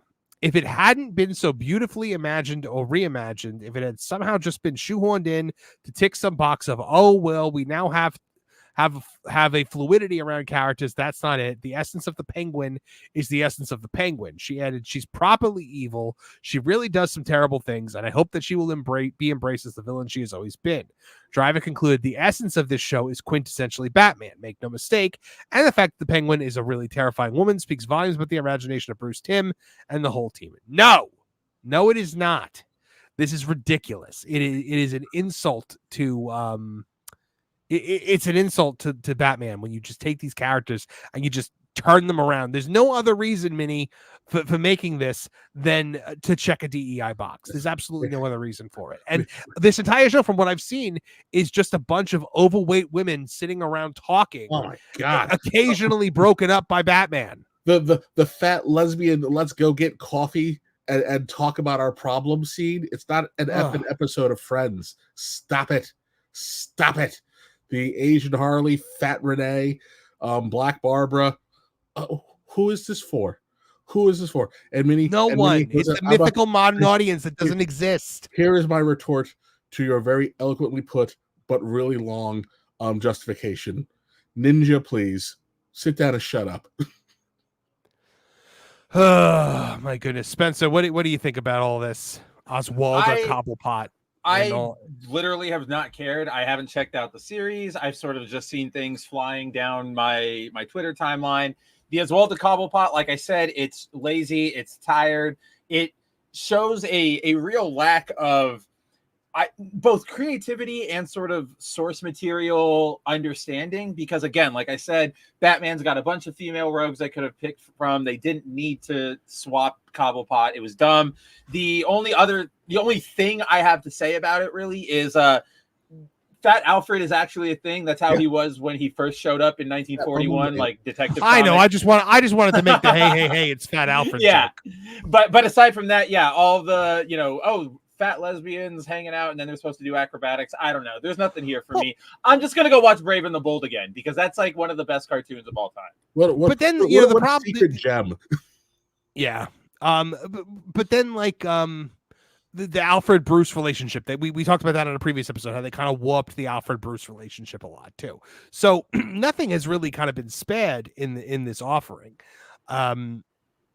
I mean, look, it's only a matter of time, by the way, because everyone's always saying Batman's got to be bi, Batman's got to be gay.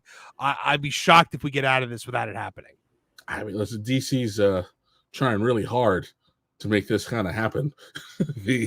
And everyone's but do you think with the way the market is shifted and the way public opinion is clearly shifted away from these kinds of stories, do you think now they're going to like continue to pursue that or abandon ship? Kev, I'll put it to you like this. If you looked at Kev. You're Kev, I'm Marv. Okay, I guess I'm Marv. Sorry. Yeah, Marv.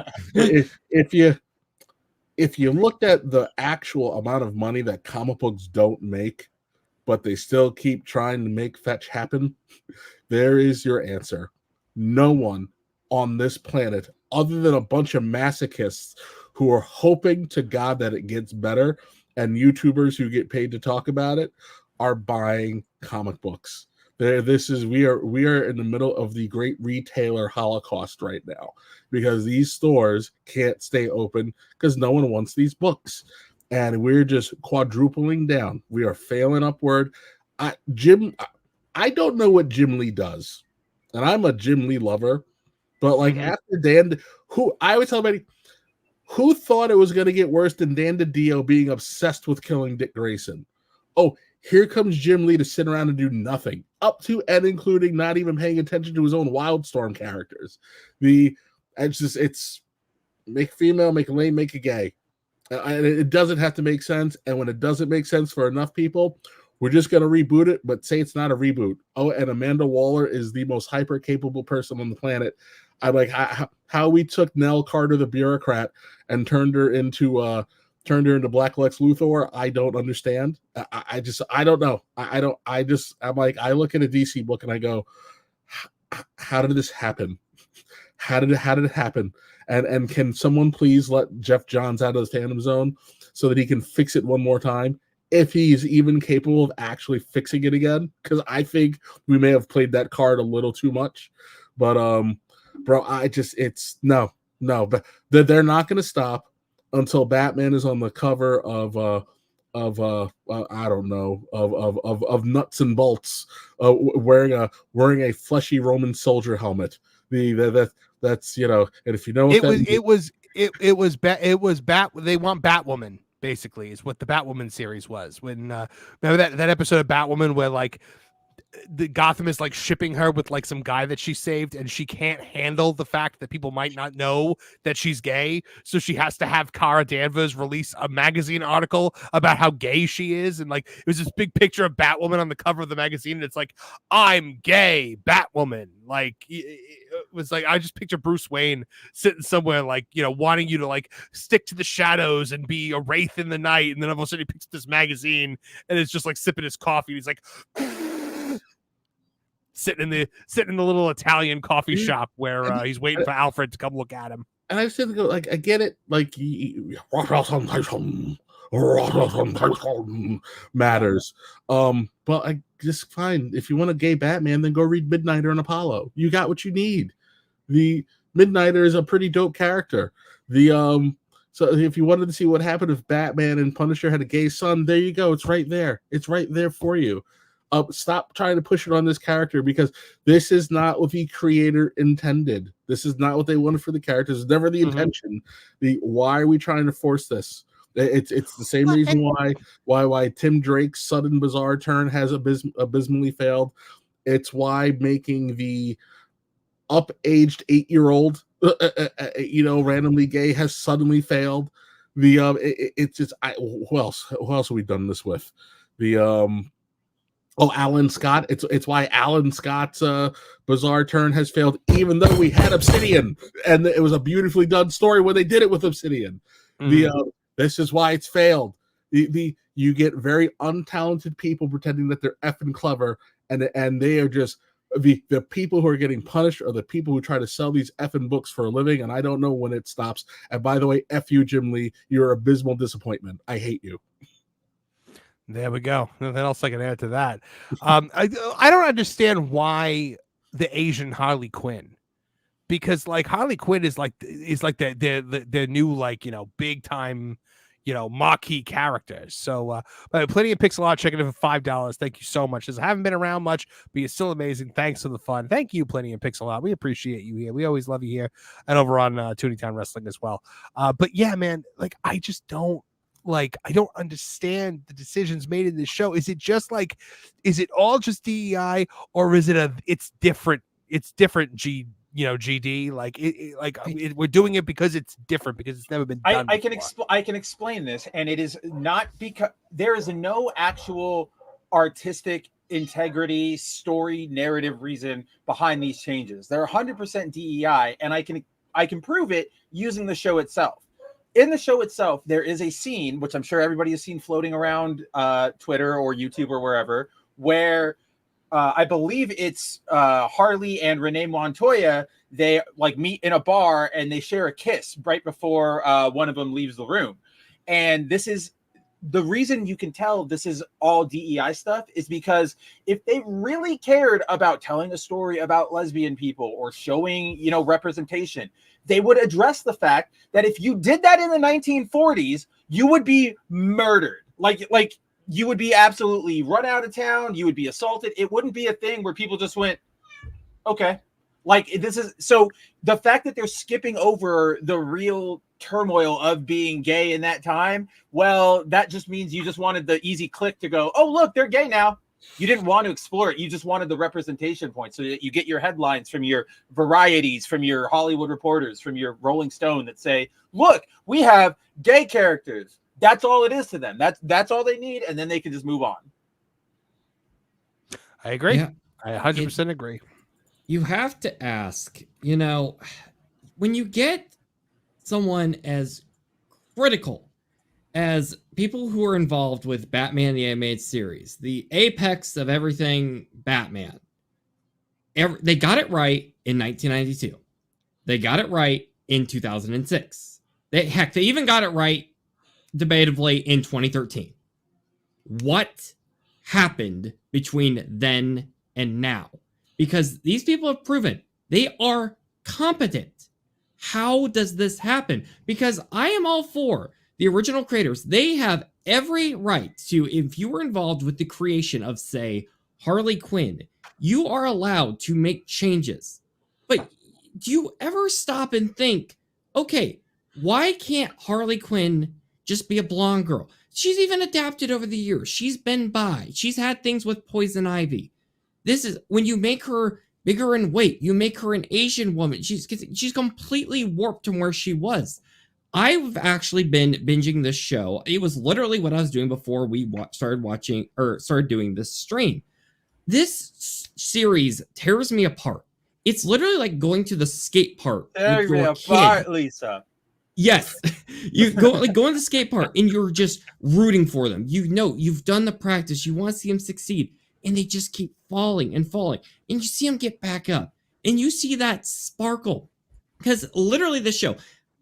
Guys, I don't watch a lot of TV because I never have time. But I made time for this show because it's... Batman the Animated Series is one of the greatest things I've ever seen. And it's like, okay, you have competent people here.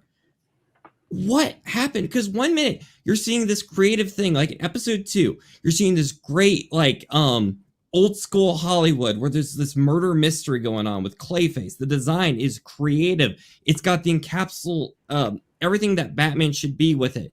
But then all of a sudden you're getting all this stuff with Harley Quinn, where that episode broke me. You have this great idea where you get to see more of Harley Quinn's psychologist type stuff. You see this heartbreaking thing between her and like the romance interests and all this connection of friendship, but it's bogged down when you see like it's too radical departure from the character. This would have been better as a new character. You're instead of seeing this is the black character, this is the lesbian character, you're just seeing it as check mark, check mark, check mark. And my goodness, the first episode of the series was the biggest monstrosity of everything. It was basic. It was by the books. Penguin was the woman for the sake of being a woman. About the most creative thing they did was them shooting the missile at the police headquarters. And when they do things to step outside of the quota, you know, when you're seeing the corruption of the crime in Gotham City, where people are getting framed, everything they did with Firefly, I thought was fantastic. But when they're getting to the core characters, the most popular, Harley Quinn, the Penguin, they're just getting ruined. And I think the reason Batman hasn't been ruined in this series is honestly because if they did something like make him a woman, make him gay or something like that, no one would be watching the show. Yes. And it breaks me because the last episode I saw before I got on here with you guys was this fantastically written episode where there was a ghost going about in Gotham City and he's trying to like basically do reverse Robin Hood. He steals from the poor to get from the rich. And you get to see this great connection between Batman and Alfred and like the bonds they have. Because a lot of cartoons, you don't get to see that as much, especially in, I feel like in more recent times. And it was great. But at the same time, half the time of the show I'm watching, well, they decided to make a white dude the villain here, or it was the family history, or in the Harley Quinn episode where she's kidnapping all these rich dudes to like brainwash them. And I love the idea of like, oh, she's in the embodiment of like all the activists on all these articles. Like she's literally the crazy version of that. That's great. But at the same time, it's like every dude in here is a white dude. Like you take time to make it to where you're race swapping other characters and it doesn't make any sense in the time period, but you're not doing that here to just make it entirely equal.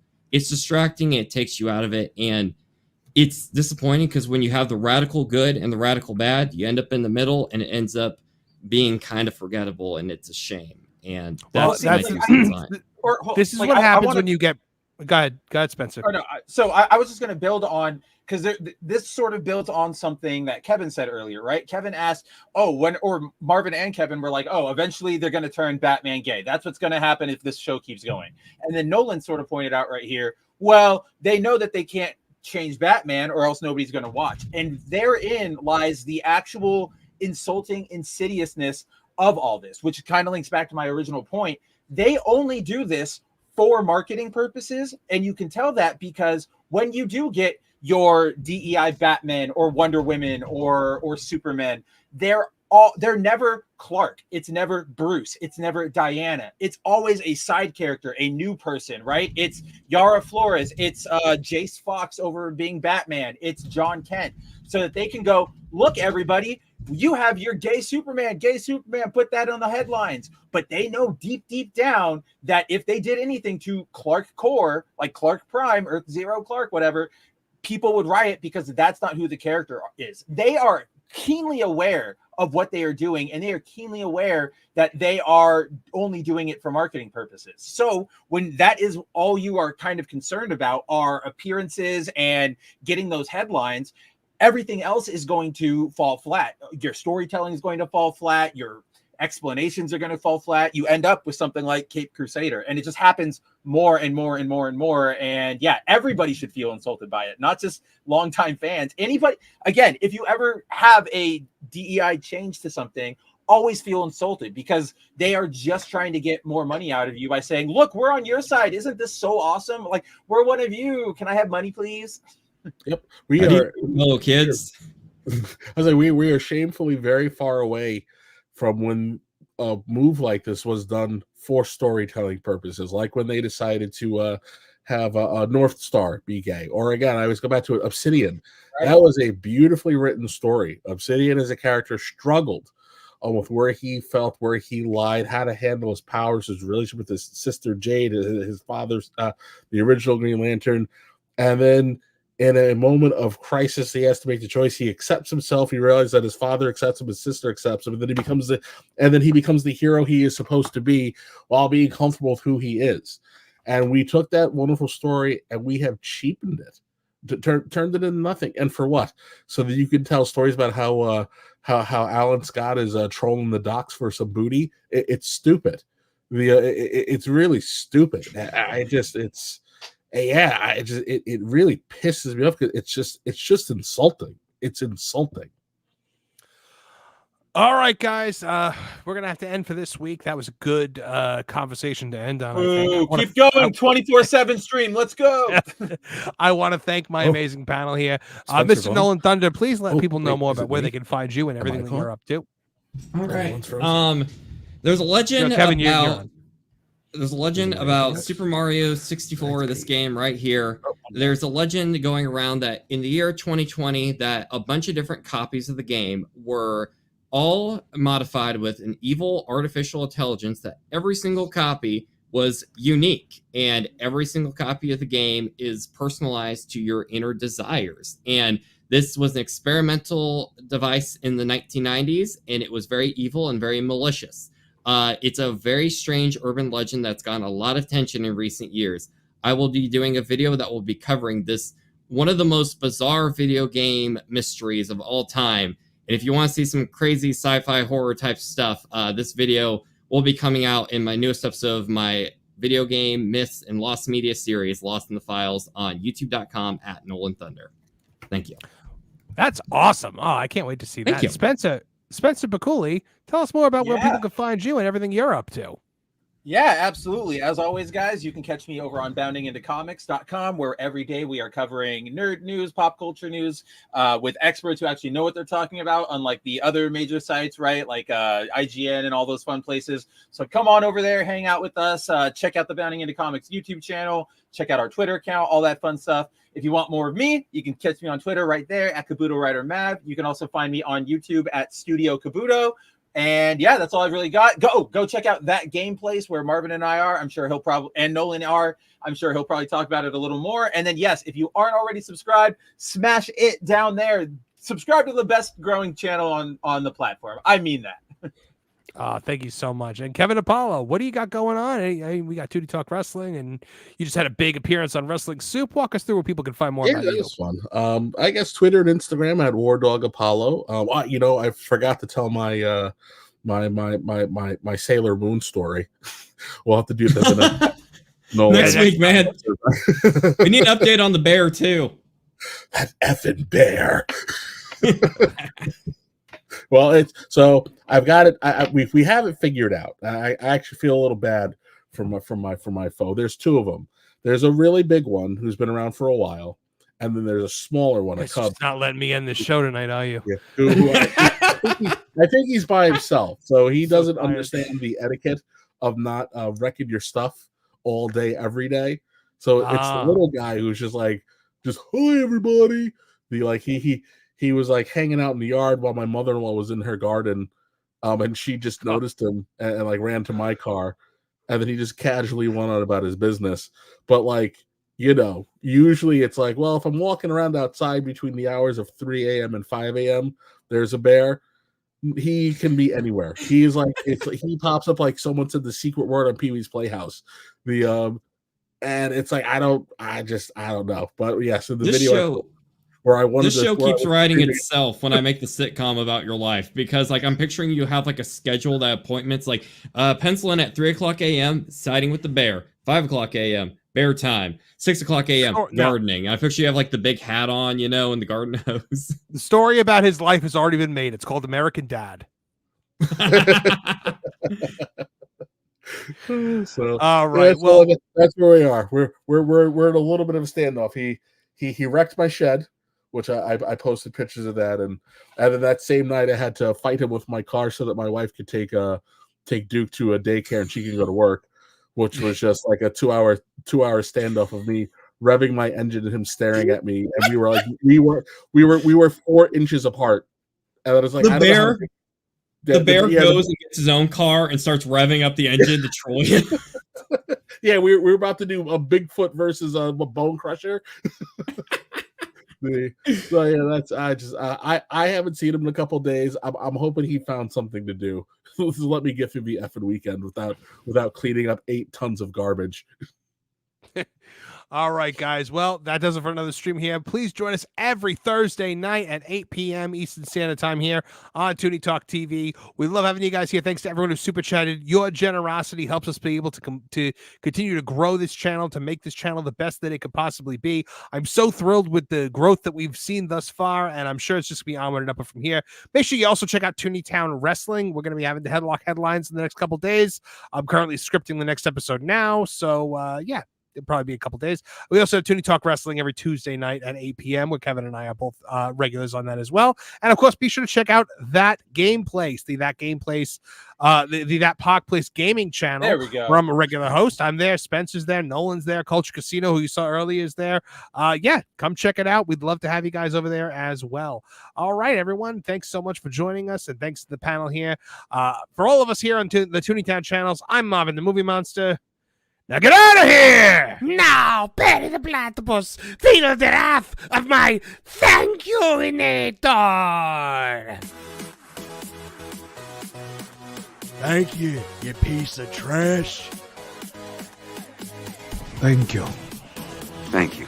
Thank you! Oh, I suppose you want me to say thank you. But you know what? Saying thank you is like jobbing. Thank you! I got a little message.